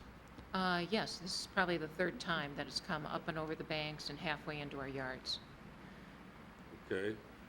The water from this pond is not filling up to the elevation where it's going into their house. There's a secondary reason why it might be flooding, but it's not that pond. Have you discussed this with the village of Libertyville? You ever brought this up? We brought up other issues with regards to diseased trees and didn't get very far. The other issue that we have with the point that the president brought up with the relocation of the wildlife there, we do have a problem in Libertyville Ridge with the wildlife right now. We have coyotes that stalk residents that are walking their dogs. So this is going to be a big problem. No, there'll be a How long have you lived in those? I've that lived area? there. I've lived in Libertyville Ridge since 2005. Okay. Well, yeah, I don't know, coyotes, they're run through my backyard, and especially in the winter. No, this is pretty much all year round. I mean, Okay, they are wild and quite, there's probably at least 3 dens back there. Okay. So this is going to be an issue. But from our homeowners that are within 50 feet of this project, this is obviously not a desirable project for the homeowners of Libertyville Ridge. Okay, well, we appreciate your input. Thank you. Take care. Okay. Yeah.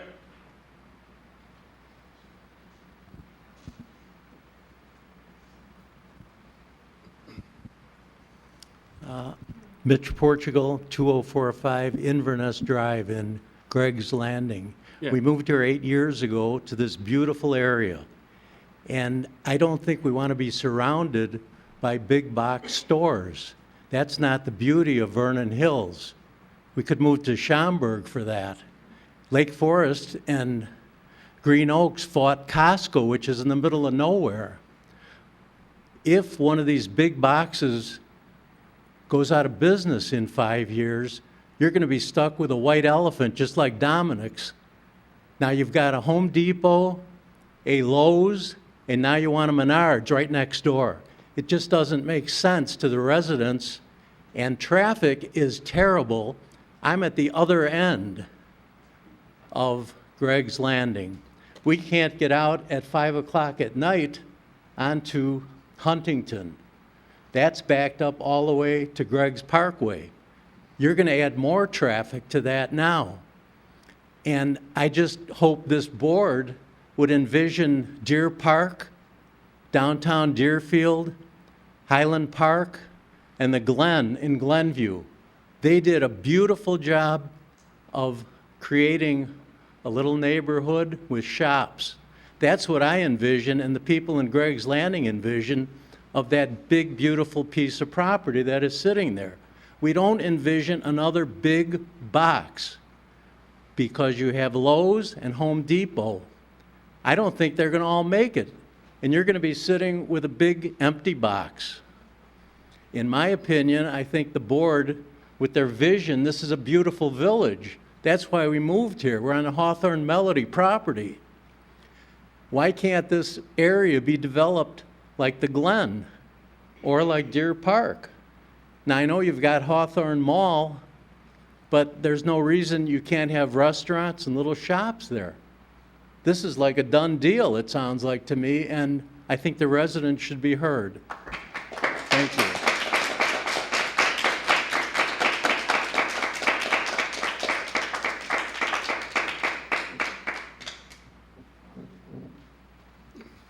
Natalie Zellner, 571 West Quaker Ridge Court. I have a question. Is the village offering any incentives to Menards for this? No. Okay, because I'd be very disappointed to hear of any incentives, because our property taxes have done nothing but go up and up and up and up. And pardon? Sorry, I have a problem with my voice. Her taxes have been going up and up Yeah, and and up. I don't want to see incentives because, and I totally agree with the gentleman who spoke before me, which is, we have a Lowe's, we have a Home Depot. I do worry about, you know, one of these stores is not going to make it. And also, I live in Murfield Village, and the traffic is awful. I come in off of Milwaukee, and I follow cars all the way down Greg's Landing, and a lot of people are using Greg's Landing really as a thoroughfare as opposed to getting home to their houses. So, and people speed, and that intersection at Huntington has become very, very dangerous. A lot of people can't get out, so they are just pulling out in front of cars, and a lot of near misses in our household of almost you know, hitting cars trying to get onto Greg's Parkway. So I think traffic is a problem, and I'm just not sure that we need this store. See, there's no driveways. No, there's no driveways. Speak of it. I'll speak up right here. I'm Bob Sloat. I live at 1576 Hague Point Lane in Vernon Hills in the Point. I'm also on the Greg's Landing North Homeowners Association. We have 2 homeowners associations involved, plus one from Libertyville, so we've got a lot of people interested in this project. I'm frankly surprised how far this project has gone along, and it seems to me as a quid pro quo for Mundelein losing Menards, Walmart from Vernon Hills to Mundelein, and now the quid pro quo is we have a Menards here. I think we're looking at, a real business decision based on this wonderful trustees. I like you all, but you're looking at dollars and cents. This is what this is all about. The sales tax you're going to get from a big box. I moved here. I agree with this gentleman before me has taken most of the thunder out, but basically I'm really surprised how far this is going along. And I really think we need to not consider this kind of a business within probably 1,500 feet of another one. 2 large, very similar oriented stores. And I just can't see in 5 years from now how we're going to have 2 of these right next to each other, standing independently operating. One of them's going to go. That's all I have to say. Thank you. Okay.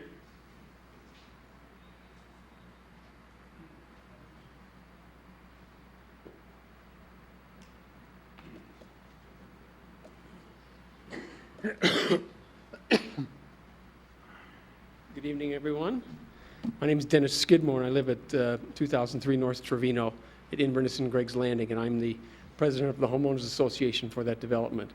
And I'd just like to comment on Mitch's words that he said to you. I think the majority of my residents who I've spoken with regarding this development, they all feel the same way. This type of big box development does not suit this community. What happened to the things like Crate and Barrel? They're gone. What happened? We get a Chick-Fil-A. Come on, guys. We need to upgrade the type of things that come to this community for our residents. Okay? Thank you.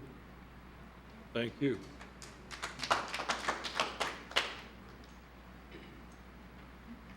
Hi, my name is Ned Miller, 1867 North Trevino. And Mr. Ellison might know my name from, I was the guy that got fed up with Lowe's garbage along the nature walk along the southern border. The Lowe's manager said it wasn't my problem. It was because of the garden center has wrought iron fences. Is that what you're planning also? Yes, The wind will take garbage right through that. The way I got satisfaction was I contacted the CEO's office.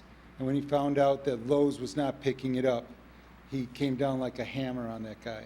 Another thing is, when you have these garden centers outdoors, you use a PA system, don't you? No. No? Lowe's does. Closed circuit. Okay, good. So there's not a speaker telling employees where to report or come? No. That's good. Do you know of any successful situations where a Lowe's and a Menards were able to compete head to head and both survive so close to each other? Absolutely. Where? If I gave you my email, can you send me some? We're based in 14 states. We have 290 stores.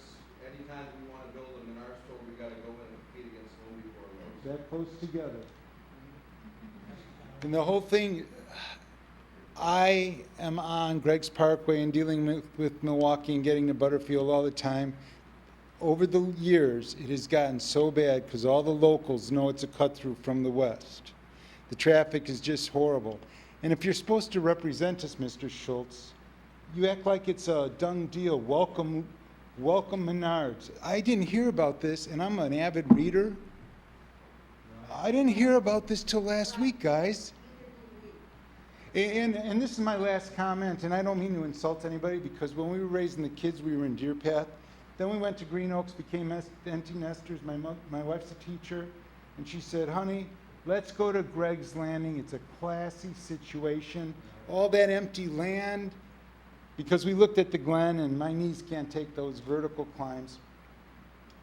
She didn't want the commute, but she said Vernon Hills was going to class up their act. Bradford.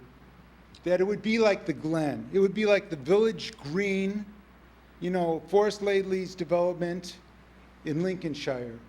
And it's bad enough that we got a Lowe's. No offense, sir, but Bradford, is Menards the best you can do? There's no creativity at all. You look at all these other downtowns that, I know we don't have the money like a Highland Park, or the quaint, aged downtowns of the western suburbs, but there was so much beautiful land. You could have really upped your game. You could have given it a class act. And now we got them in Menards. Thanks for your comments. You know, I made a statement at the start of this discussion. You know, this is zoned B1, and it's been zoned since 1988 when it was annexed into town. And B1 is a retail use, and retail can go here. You know, if somebody wanted to walk in and you know, I guess take care of Cunio's asking price on anything and everything that's been involved along this corridor, I go, you know, so be it. But I mean, you know, it's not like we can do a TIF district there because it's a blighted area. I would think you would collectively take offense if we made where you live a blighted area. But that might satisfy some of the statements here tonight. But we would have to pay market value for this land. Does anybody have any idea what the market value of this land is? You want to speak to it? You know, it's like, you know, it's a $500,000 a pop. You know, and in essence, I know you're talking about, you know, your real estate tax. You should all go to a school board meeting then, because we don't tax you. The village doesn't tax you, and I know you all understand that, right? Every time you get your bill. So, you know, a lot of the things we've done in this town, you know, in all honesty, it's because of the strong retail base we have. And if we didn't have that, we'd have went to referendum I don't know how many times over the last 25 years. But look at the amenities that are in this town that, in all honesty, nobody paid for sitting in this audience, because it was done with the sales tax revenue. And, you know, in essence, you know, this is another, I guess I'll say one thing positive about a big box. When Kmart went out, okay, remember Kmart?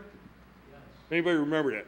That turned into 4 pretty decent sized smaller boxes that I think have serviced, you know, the town well. With that said, hey, I can't tell you, we're sitting here right now, you're going to duplicate, you know, downtown Deerfield or the Glen. The Glen was like, you know, 1,600 acres. And that was a situation where basically that property was purchased for economic development, not a public conveyance. So the village spent millions of dollars of the taxpayers' money and actually went out the bond to put the infrastructure in there. Somebody, you know, correct me if I'm wrong, but because we were going parallel at that time with the Nike site where the high school is. I don't know if anybody's had any kids or grandkids or relatives go there. It turned out pretty nice. The bottom line is that this use here, it's not the super Walmart that everybody basically came out of the woodwork on, including my wife. She said she'd kill me if we'd approved that. So, you know, I get and I live in Deer Path, okay, and that's, you know, it's not the Taj Mahal of Vernon Hills. It's kind of the middle-class neighborhood. But with that said, huh? You like Deer Path? No. Well, This is our first hearing on this. Yeah. They haven't gone through They anything. haven't gone to P and Z. They haven't gone, this is our very first hearing with this. But there was never a public notice posted that there was a public hearing on that property. Right, Yeah. because we haven't had it yet. Yeah, This is it. the very first meeting. Wait a second. We're not rezoning it. Huh. You understand that? This isn't being rezoned. Where we put up signs, you know, wall to wall, that, hey, this 36-acre site, you know, was R1, which is homes that could be built on there for two-acre lots. This is B1, it's been B1 for 25 years. Staff, when So did when you you get folks moved in, you should have gotten a notice many moons ago, especially the original owners, that here's a notice of awareness. This is a retail site. This is B1, all 72 acres. Staff, And when if did- you're not when the did- original owner, okay. Yeah, you know. can we find out, when did staff first, I mean, this is brand new to us, too. Yeah, you can come back, yeah. What I'd like to say is, Could you use the microphone, miss? People at Because home we have people at home that would This like helps to our hear. transparency. okay, Natalie Zellner again. I'd like to say something. I understand that most of our property tax does come from our schools. Your I had- taxes go to the schools, yeah. Yes. I also understand that you guys have given incentives to some of the corporate, Over the or some of the last businesses. 5 years, sure we have. Yes, Yeah. you have. So I don't think that the question was out of line, but I think that, and maybe I'm out of line here, but I think that there's a bit of, I don't even know what the right term is, but a little sarcasm or whatever coming from you, and I don't think it's appropriate, because you sat there and you said, go to the school board meeting. You said, you would know that your property taxes are going to pay for your schools, and I've gone to school board meetings. I take an interest in what happens in my community. I take an interest in what happens in our schools. My kids have graduated many years ago. My kids are out of college, and quite frankly, I still take an interest in what goes on in our schools. And if I feel I need to go to a school board meeting, I'll go to a school board meeting. But for you to make that comment was out of line, period. And for you to be sarcastic to other people is out of line also. Thank you. Well, okay, with that said, basically, sometimes from this chair and from the board members, it has to be clarified, and land use issues, you can get into, I'll give you an example. On the Clavey property, where Aspen Point is, there was a time when, there was an issue with a specific use there, and the zoning was such that it gave us, a little more control. And, we wound up in a land use lawsuit, brought by the developer. And, $600,000-$700,000 later, of village money, it was compromised, but it still was developed, okay? So, you gotta take, we have to balance it out. All of you have individual rights, is that correct? Right? In America. Well, the owner of the land has rights also, okay? So to say you can't do anything here, well, that would open us up, as it would with any properties, properly zoned to start with, to, I guess, a land use lawsuit. So, in essence, if you want to tell us you want to spend, millions of dollars just thwarting any more development at this site or anywhere else in town, let us know. And if that's what you're saying tonight, okay, I hear what you're saying, doesn't mean I necessarily agree. Trustee Cook. I just wanted to comment on the done deal and how long this has been being worked on. I don't know where you're getting that from. I first saw the drawings you're seeing here, I believe last Thursday, when I got my packet for tonight and my stuff for tonight. We're just starting. This is the very beginning. I talked to Chet and Don Cathan earlier tonight. We're at step one. Staff, when did we get, staff will have the earlier discussions, but they don't even bring them to us until they've gone through a lot of early stuff. Yeah, it's been 3 months, something like that, 4 months. Yeah, and it's been going back and forth. But it took until just last week that they actually had what they wanted to present, and this is step one of a lot of steps. Well, and maybe to follow up, just a brief minute. What is being done tonight is the presentation of the concept plan. And this is consistent with past practice that this village has had for years. And what tonight basically does is it introduces the concept in public for the first time before the village board, seeking the board's direction, seeking public comment, and taking those comments and giving that direction to the developer, and in this case, the petitioner, or a future petitioner, potentially Menards. So your comments are welcome and well taken. I would anticipate that there will be additional conversations that we will have as a staff with the HOA or HOAs, I'll make that plural, consistent with what we did with Lowe's, to work through various issues, both design related, landscaping related, answering questions. And then internally we have a lot of staff review that has to go on addressing things like traffic, and looking at the traffic study and looking at the engineering that goes along with this, that ensures that mechanically the site works.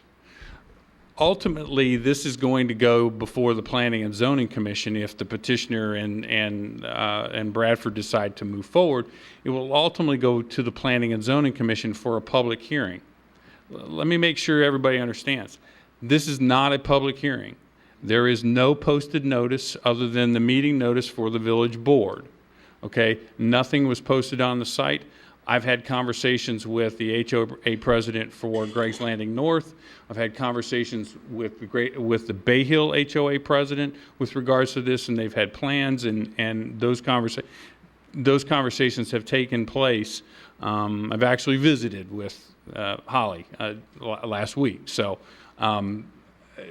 from that standpoint, this is a lot of conversation at this point. This is, again, consistent with past practice.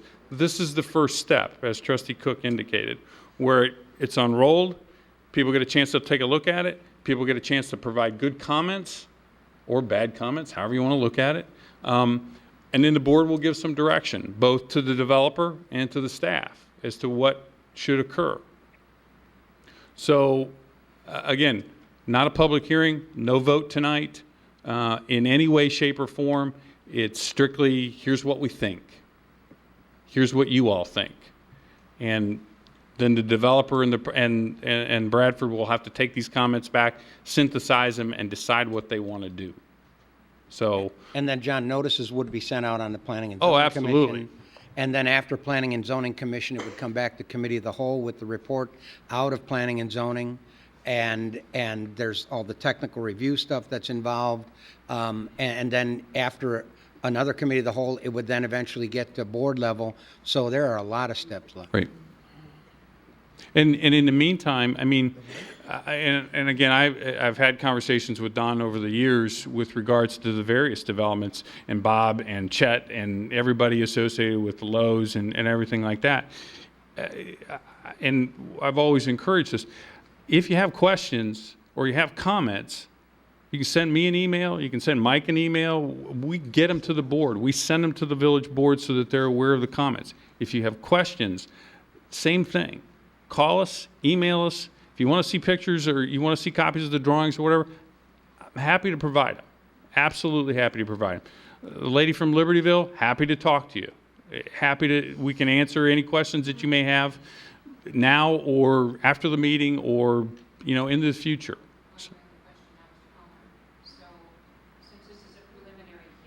No, it's not a hearing. It's a meeting. Could you please come forward and use the microphone? Folks at home would like to hear it.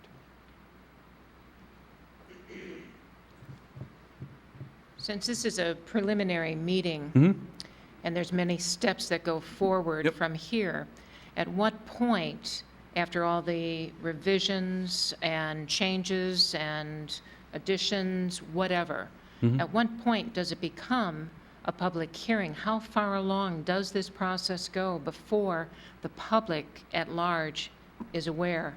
And how far along is the board and the village committed to this before a public hearing?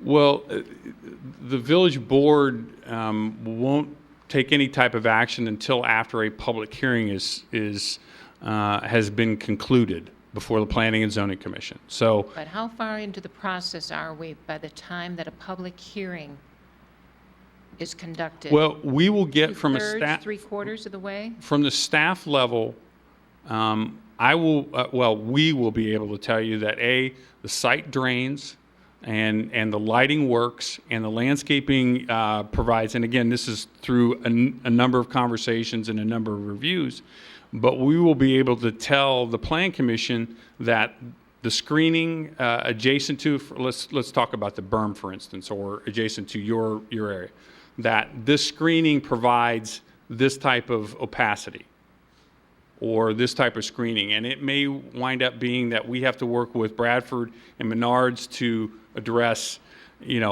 for instance, the top of the berm for the folks in Bay Hill, because you guys don't have a berm.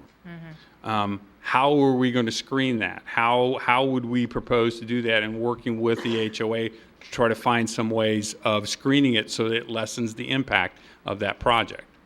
Now, again, we try to have this ongoing dialogue with the HOAs and work through those types of things, and with providing some kind of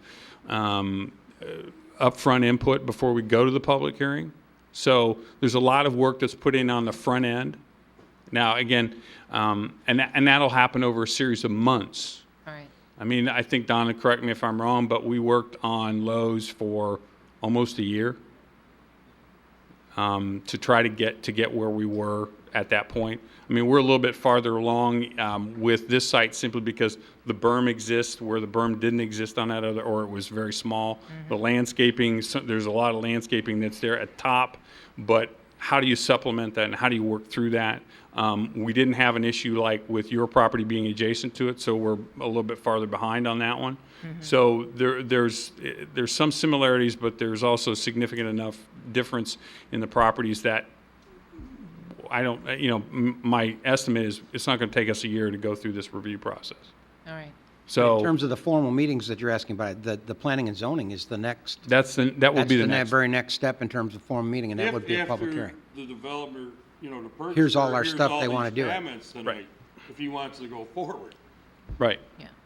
Then planning and zoning would be the next, and that would be a public hearing. Okay. But with that said, everybody here can give their name to Jan or Mike or whoever, and then you'll be put on a specific notice. All right. We'll tell you. Yeah. I mean, we'll email you. Yeah, every step of the way. Happy to do All it. right. We're gonna have another meeting, come on in. All right. A question that I was going to ask before, sir. With the lighting in the parking lot and around the building, is this dawn to dusk lighting Some of it is. or dusk to dawn? Not all. We have emergency lights over. Okay. Well, and again, that's one of those issues that we address as a part of the review. And we can provide conditions on that basically say the majority of the lighting goes off at a certain period of time. So, that's all part of some things that we look at, so. Trustee Schultz. Few things. Let me start off by saying I take umbrage about the fact that I don't represent the people. There's 25,000 people in this town, and I represent all the people in this town. And the people in this town want us to have a balanced budget so that we do not have to institute a property tax. So therefore, we need to cultivate what is available to us, which is our sales tax.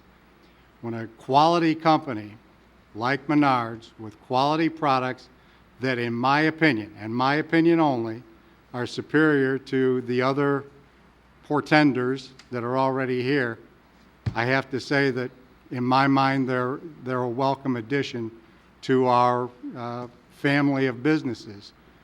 That property, as the village president has so adeptly indicated, has been zoned retail since the beginning of time, and time began in 1988 with the addition of that property to the village. So that's not a big surprise.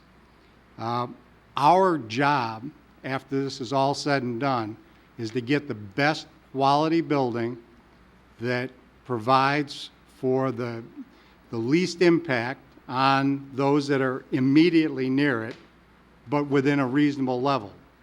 You do live off of a county road, Greg's Parkway, which is open and free to the public to traverse. There's probably not a whole lot we can do about that. We can, in fact, have those discussions with the county about limiting traffic.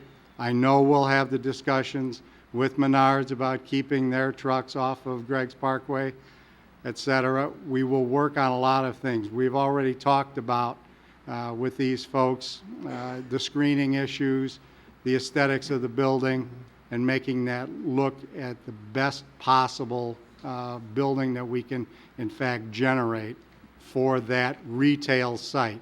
And again, it is a retail site. Just finally, the only other thing really is that we need to be fiscally conscious, and that's my number one job up here. And that's what this is going to have to come down to be, because these folks are willing to bet their money, probably some 40 million bucks or more, to make this investment in our community, that they can do well here. And from the consultants that we hire, they have indicated that all three probably can survive based on the economic model and the lack of other alternatives within the Lake Bluff, Lake Forest, Libertyville area, Mundelein area. So that's basically all I have to say, sir. Trustee Marquardt. I'd just like to say is that all of us up here do look out for you. It may not sound like it, and you can only please some of the people. You can't please all of them. The comment saying that the mayor was abrupt with it, but be honest, you've come back at us somewhat hard. This is the starting procedure of this. This is where we've started. You've been brought up, you say you haven't heard about this. Well, I do know that all the HMOAs have been contacted about this. And again, as it's been stated, this is a site for business.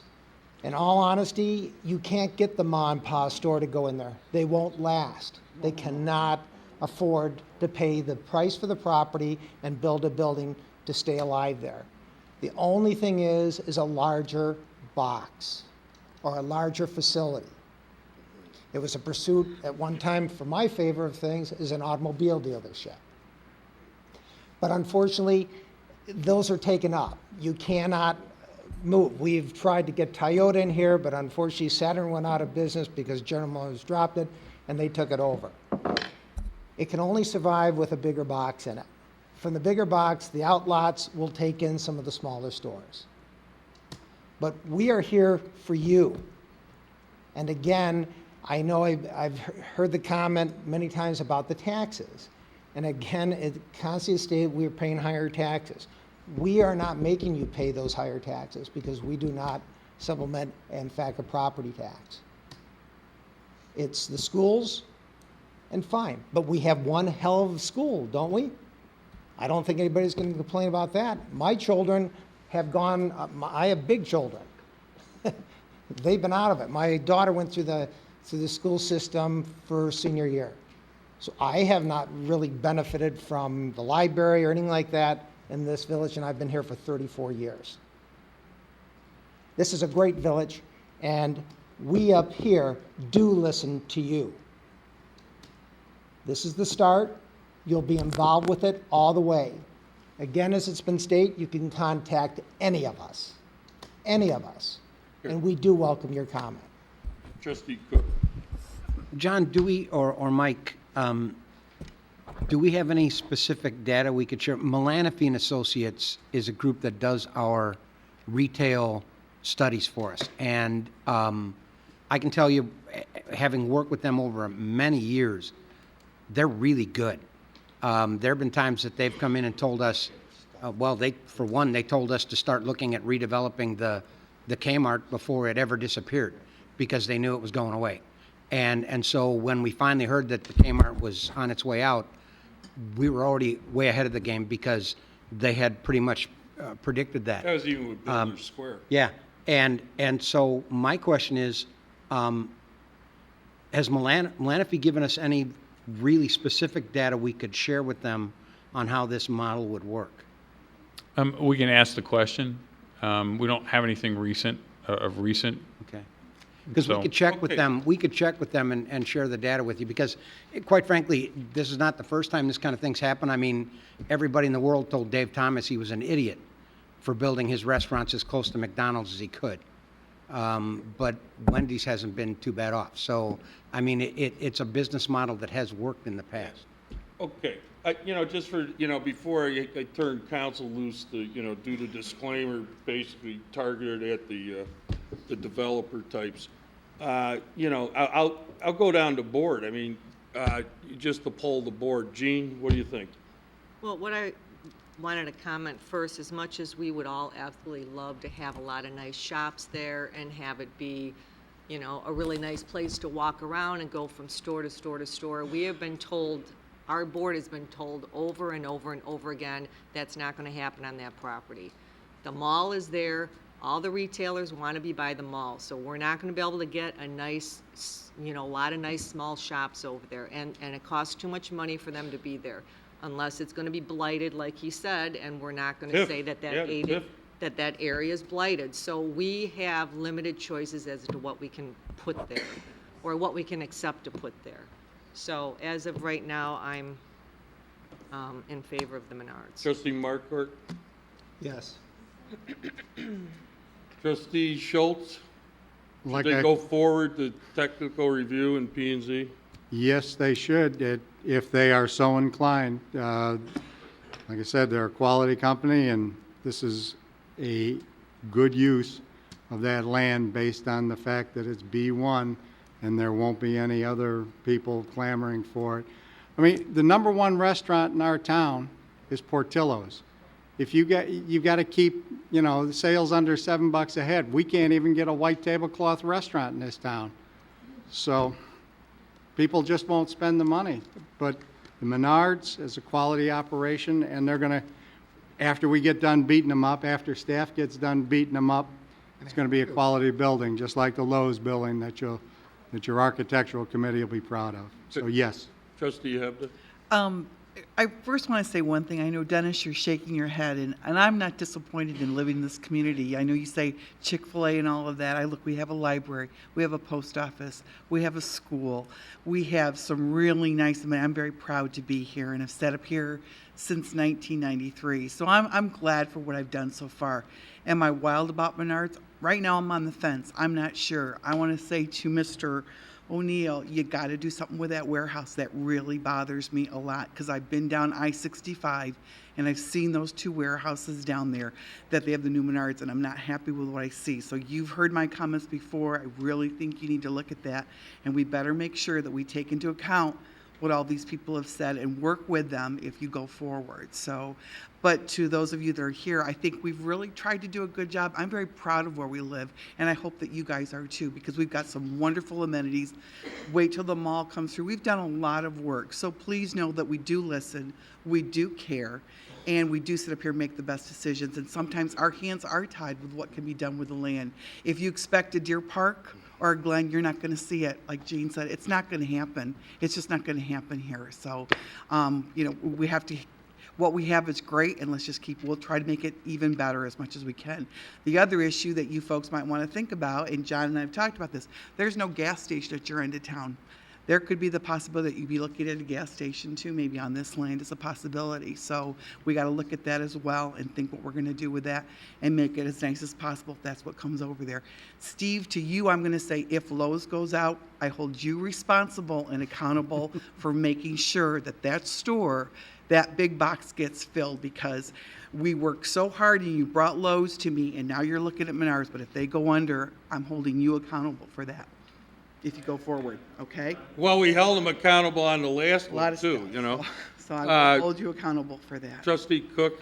I've pretty much said everything. I have the same reservations about the warehouse, and And by the way, it is partially because so many homes are so close to it.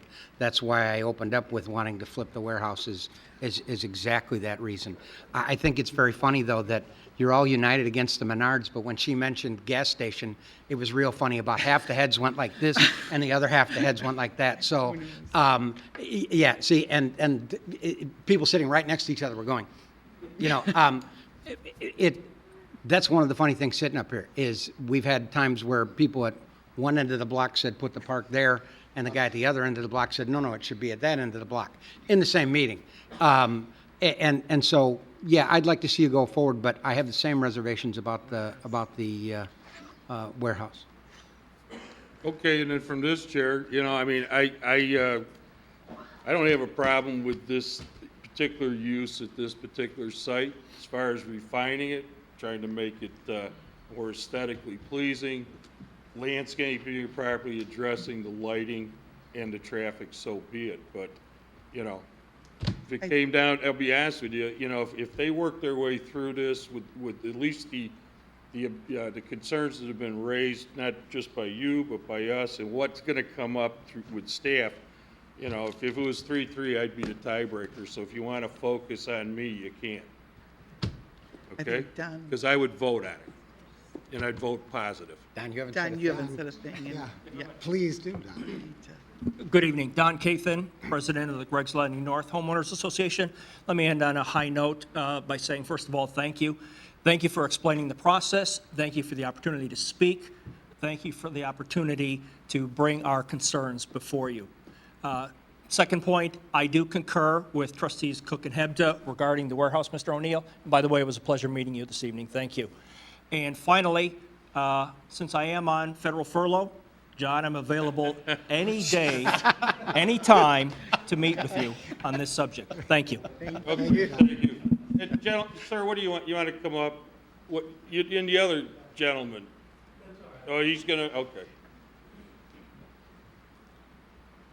Bob Piersky, 2021 Inverness Drive, Inverness subdivision. Many questions and many concerns. The biggest one, and it's not just the Menards, it's how you guys are representing us, and what things you take into consideration when you make your decisions. But the one thing, but there are many things, and one that I wanted to say was, when you make a decision, you're done. Then we live with it.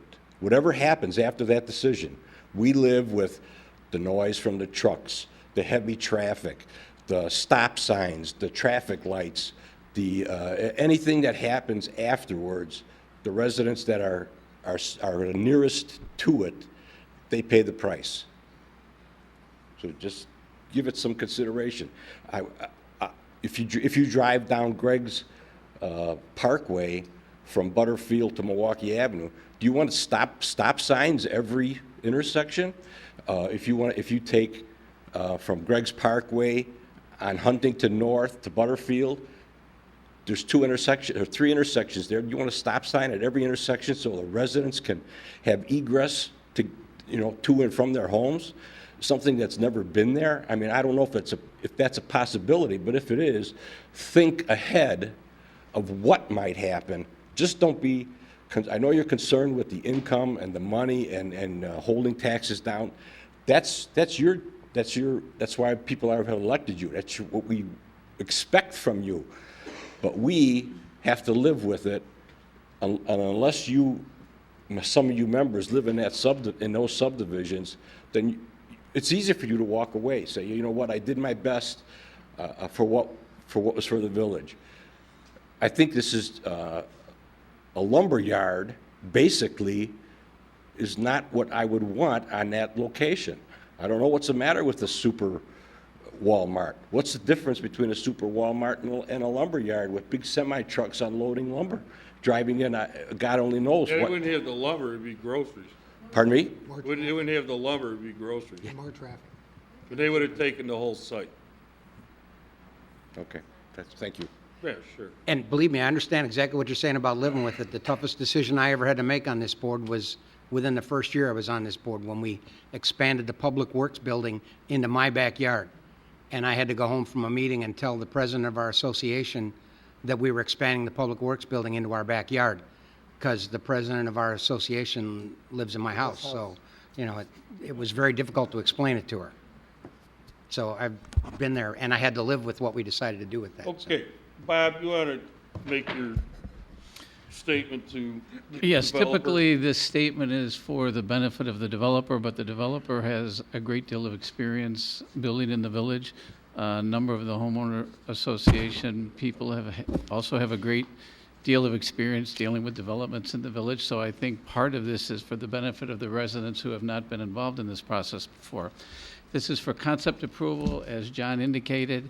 This is not this is a first step. I would call it a pre-step. It's an opportunity for the developer to hear reaction and comments. They get to decide whether they want to go ahead with it or not go ahead with it, because the process that they're engaging in is going to be extremely expensive for them. So the reality is, nothing that anybody on the dais has said is binding on the village or any member of the board. The developer cannot walk out of here and feel like he's got this in the bag, because anybody on this dais can change their mind once it goes through the public hearing process and the village board members see what has come from the plan presented tonight to what the end product is when it comes back to them at the village board level. So the purpose of this process is to give them the benefit of a reaction to decide whether they want to go forward or not. But the message to the developer is always that nothing that's said tonight by the board members is binding on any of the board members of the village. And if it's conceivable, that process could go through, and if changes aren't made, that they could get denied. So I feel like I'm kind of giving that message to the residents who haven't been through this process, but this developer has heard it before. He knows this message. So this is not at all binding on the board. Okay. Next item is outdoor seating at Chick-Fil-A.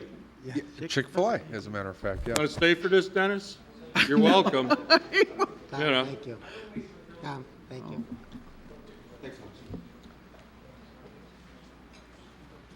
Have you used the indoor pool yet, Dennis? Not yet. Worked out pretty nice, I thought. Okay. Next on the agenda, are they here? Yeah, a representative of Chick-fil-A is well, here. where are they? Are they He's in the making his room? way through the crowd right now. Okay. All right. Troy Thurwell with Chipman Design Architecture. My address is 1401 Wesley Court, Mundelein, Illinois. Local. Okay, staff, is there any reason not to approve this, or? No, as a reminder to the board, the outdoor seating area would be located on a patio that was approved as part of the special use permit for Chick-fil-A. So that's already been through the public hearing process. This is a request now for the license. There'd be 5 tables with a seating capacity of 20 customers. That too matches what was represented at the time of the public hearing. Staff at this time is supportive of the request and doesn't have any concerns to share with the board. Motion to direct staff to create the necessary ordinance to allow this to move forward. Okay, there's a motion. Is there a second? Second. Under comments and questions, Trustee Cook. Yeah, I had 2 questions. In the drawing, the umbrellas and that are just plain? You don't plan on any advertising, you know that's... That's correct. Okay. And the second thing is, are you any closer to a ballpark figure on opening? I was told that was going to be your first question, so. No, the more important was the umbrellas, so the opening was the second question. We have an estimated opening date of 1 month from yesterday, the 14th of November. All right, there's a motion and a second. Roll call, please. Trustee Marquardt? Aye. Trustee Schultz? Aye. Trustee Schwartz? Aye. Trustee Williams? Trustee Hebda? Aye. Trustee Cook? Aye. Motion carries. Thank you for your time. All right, what's next here?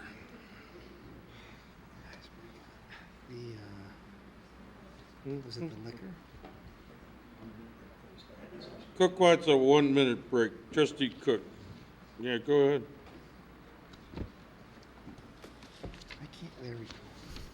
Next item is going to be review of ordinance 2013-044, creating a Class N liquor license authorizing the sale of alcoholic liquor in a convenience store.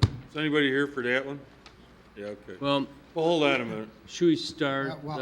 I was going to introduce a couple of things. Actually, Mayor, I talked to you about.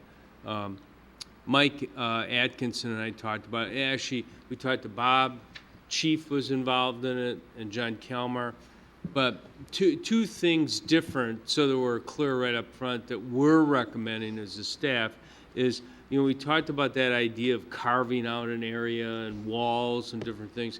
Well, two things. We're suggesting in the context of this ordinance that that this would be an open floor plan, so that whatever convenience store this is applicable to, you could see the entire store within reason, understandable with the counters and things like that. And then secondly, that alcohol other than beer and wine be stored in the counter area behind the cash register. So that would be controlled. And part of the mindset, and the chief can jump in, but is that there's small bottles, things like that, and it's more, frankly, easier to shoplift. And I don't know, Mark, if you want to. Yeah, no, that's exactly correct. When we first started talking about this, we talked about putting the alcohol in a separate room with a demising wall, et cetera. But realistically speaking, once someone goes into that room, whether they're over the age of 21 or not, the ability to shoplift it, the ability to see what happens in that room is very, very minimal. And I feel an open floor plan would be much more advisable, where you can see the activities of people and you can see what's going on in the other room. The second thing that I feel comfortable with is I don't see any of these convenience stores having a huge volume of liquor. Keep it behind the counter where they have to ask someone for it, where there is some accountability for checking a person's ID before you hand them the bottle. And actually it gets paid for before you hand it to them. It eliminates the possibility of little bottles walking out. Okay. Trustee Schultz. I guess I've got a couple of questions. I understand what the chief is saying, because actually I've stopped at several convenience stores on the highways traveling around the Midwest here in the last couple of weeks. And yeah, they all have half pints and pints in a controlled cabinet that's got a glass front on it with a key lock, and the cashier needs to go over, unlock them, get out the half pint of E&J brandy and bring it then over to the register. And so no one touches it until the transaction is complete, and then they pass it back to them. And that's definitely a way to handle it. The problem that I'm seeing, though, is that it looked like from the petitioners that have come through here that we had a couple of different varieties of convenience store petitioners. I think the folks from, I don't remember the name, but the folks on Milwaukee and 45, Easy Mart, they were looking, I think, to sell the half pints and pints and things like that, and have a relatively small selection.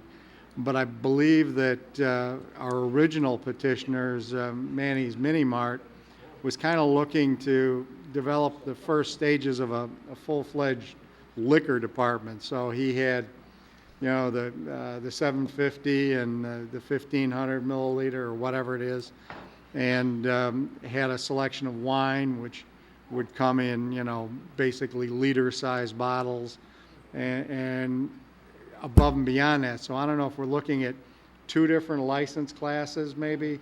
One that's restricted to half pints and pints, and then another one that's a more full one. And if it's a full one, then kind of the liquor store made sense, what Manny presented.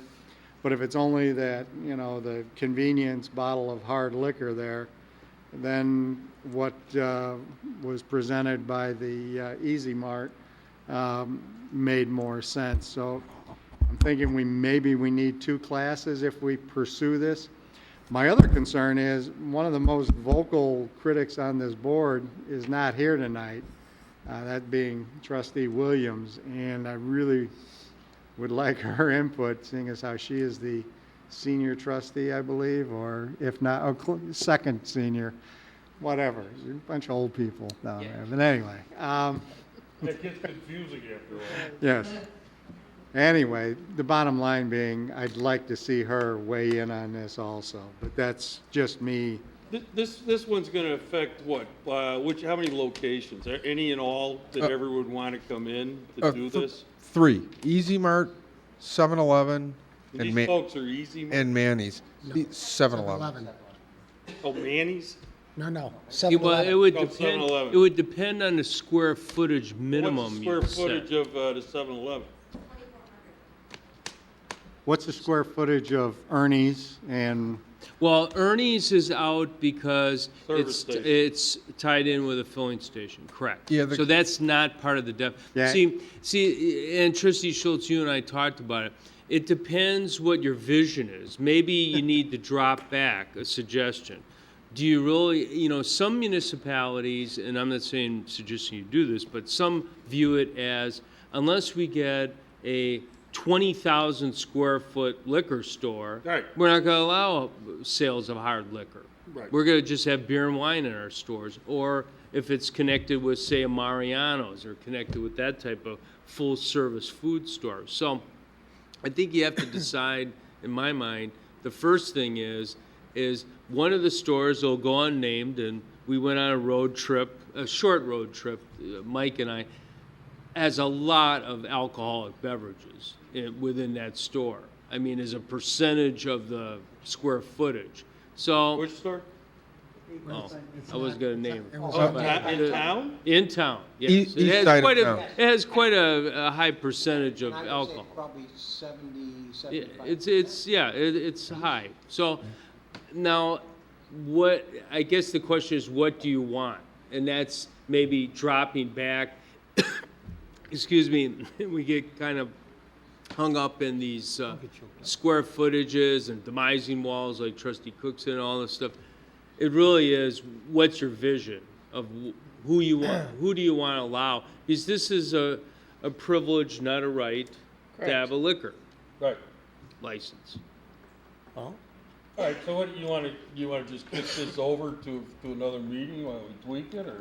Well, Or do we do you want- want, what we could do is we could come up with what some other municipalities do. It depends, again, what your vision is. If you don't have a problem with small Could we survey stores- them to what their minimum square footages are in that, so we're a little more clear, or did we already do that? The current ordinance says a minimum square footage of 2,000 square feet.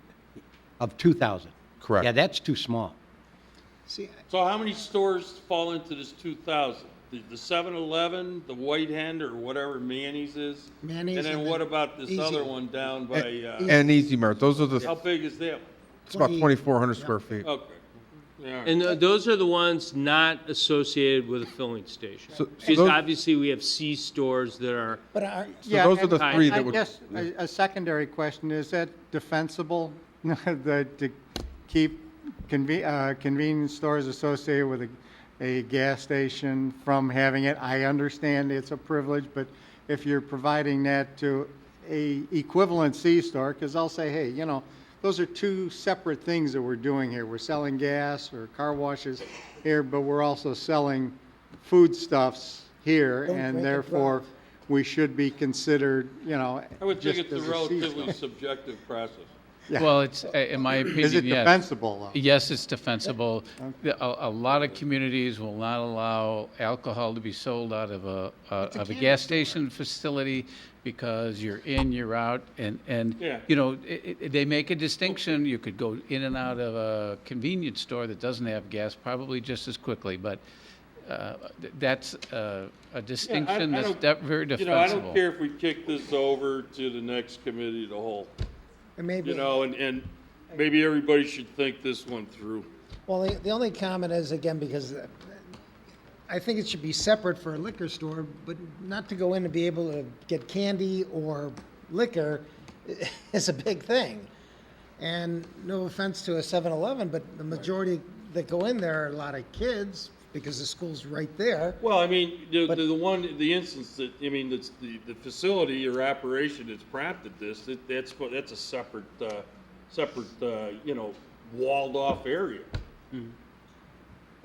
But yet it's integrated. And Well, I know it is, yeah, but I mean, do we? Yeah, and remember too, if one's concerned with minors and alcohol, Mariano's. Right. If you go from, you know, buying produce to meat, you're gonna walk through where the beer is and the wine and the alcohol. Little slower process, though. Yeah. Yeah, Okay. so, Well, I mean, okay, you want me to put this up? Is there a motion to approve?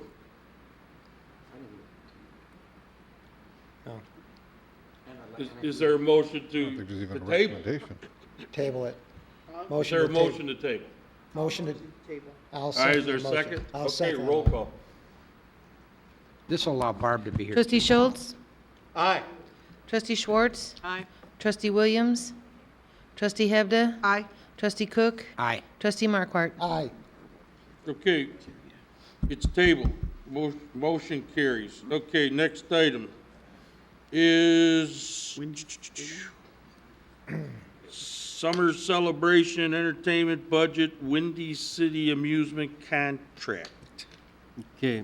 Mayor, two items. First, the entertainment budget for 2014. And we've started talking about entertainment for, you know, the big nights are Friday and primarily Saturday. So I would ask from the committee's perspective, if you could approve $57,000 for Is that the same as entertainment last budget. year? Yeah, it's the same, and as you could see that I put in what I transmitted to you, we did spend less, so. Good. But, Are there any uh, comments or questions from the board on that? Is that all you're looking for tonight? Well, on the entertainment, right, because one of the members that works with the committee, someone you know, Mayor, she's going to start making some offers. Okay. There's So nothing in. we need to, you We were know, there last week. start locking it in. And we're looking for a little bit bigger band maybe Saturday night. Because I gotta replace So- all the dead people that got in the house and one is- Okay, so what do we need? I mean, Well, is there a motion we need Yeah, I on think that, if but you is there could- also a motion on Windy City here? Yeah, well, that'll be next. Well, there are okay, two what- different okay. items. That's a half a vote. Two different items, Okay. sorry. Is that all we have, is two items on this? Correct, for Okay. tonight. So So is there if a you- motion to approve, what, 56 or 50? 57,000, not to exceed Not to exceed 57,000 for the 57,000 entertainment budget So for made. 2014. Is there a second? Second. Roll call? Trustee Schwartz?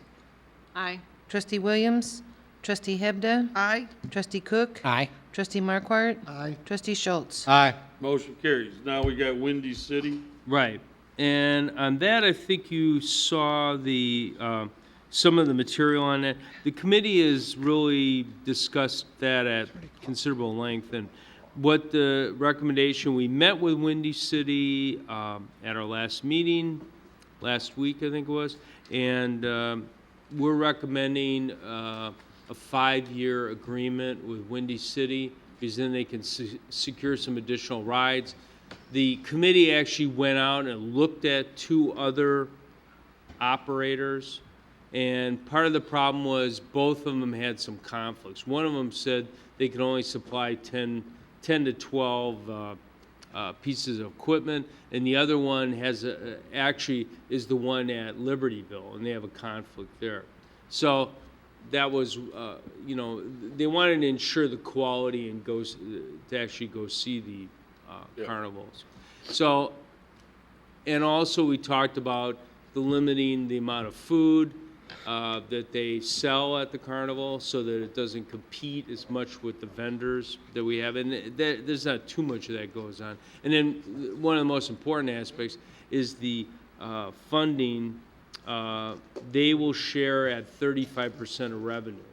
And basically the same kind of exclusions that are in the current contract, but we didn't get to 35% until we generated, I believe it was like 100,000 from the carnival, which was, we hadn't reached that number for quite a long time. So this will be an increase in the amount of shared revenue with the village, and additionally, the committee, at least for 2014, is committed to get volunteers to sell the tickets. Now, Windy City and Bob will have to write this in, but they've committed to take it over if the committee, as my mother would say, bit off a little bit more than they could chew. So we'll see how that works out in 2014. But they're going to try to get enough volunteers to sell, because as you can imagine, certain times on Thursday and Friday nights, you're selling a lot of stuff at the tickets and wristbands for the carnival. So we'll see. But we upped the revenue, and I think this is a good agreement. I would recommend that we go ahead and negotiate, finish the draft contract, and it'll come back to you. Okay, so this for Windy just City. need a poll on this one? Yeah, right. Okay, If is there's- everybody okay? Yeah. I'm in agreement, but I'd like to say something about him, because one of the good things about Windy City is that, when we do a 5-year contract with him, it allows him with the banks to secure loans and a lower interest rate, which means it benefits us because he can buy cheaper. The other thing is too, is he's been extremely good with us he supplies the ticket booths for Oktoberfest, for Ribfest. That's true. Am I missing anything else? Summer. Well, but he's been extremely good with us. So I think we have a good thing going. Trustee Schultz? The only question is, with regard to the chief, Windy City is good as any other? I mean, because they have to supply you with... Yeah, we have no problem with them. We have a very good relationship established with them. They know when they have to supply the list of their employees, the names and dates of birth. We're able to do the background checks. We don't have to worry about them trying to hide somebody. Good. Okay. Okay, So, alrighty. yes. Last but not least, right? Come on, open it. Smoke free? You want to do this right now, or you want to kick No. this one Well, over? the We gotta smoking, go, can well, I- we're not gonna do closed session if we keep going on. Well, smoking, can I suggest that give it some thought? And Yeah. I just put it on here. It's really more or less driving the bus is the park district, because they really have the facilities on open space. So I would suggest the next time you have a village park liaison, if you all Well, they're want not to weigh exactly in. driving the bus, because the enforcement would be who? Well, the police, but they do pay a bit toward the police. Not a lot, but a little bit. Right, but that's a it high- would Well, be why their don't we- ordinance. Why don't we bring that one back for the next board Yeah. meeting? All right. Okay, is there a motion to adjourn, go into closed session to discuss, litigation? Threatened litigation, and personnel. Okay. Okay, is there a motion to? So made. Second. Motion is second, roll call, please. Trustee Cook? Aye. Trustee Markwart? Aye. Trustee Schultz? Aye. Trustee Schwartz? Trustee Williams? Trustee Hebda? Aye. Motion carries. Okay, thank you, good night. There'll be no additional business discussed when we come out.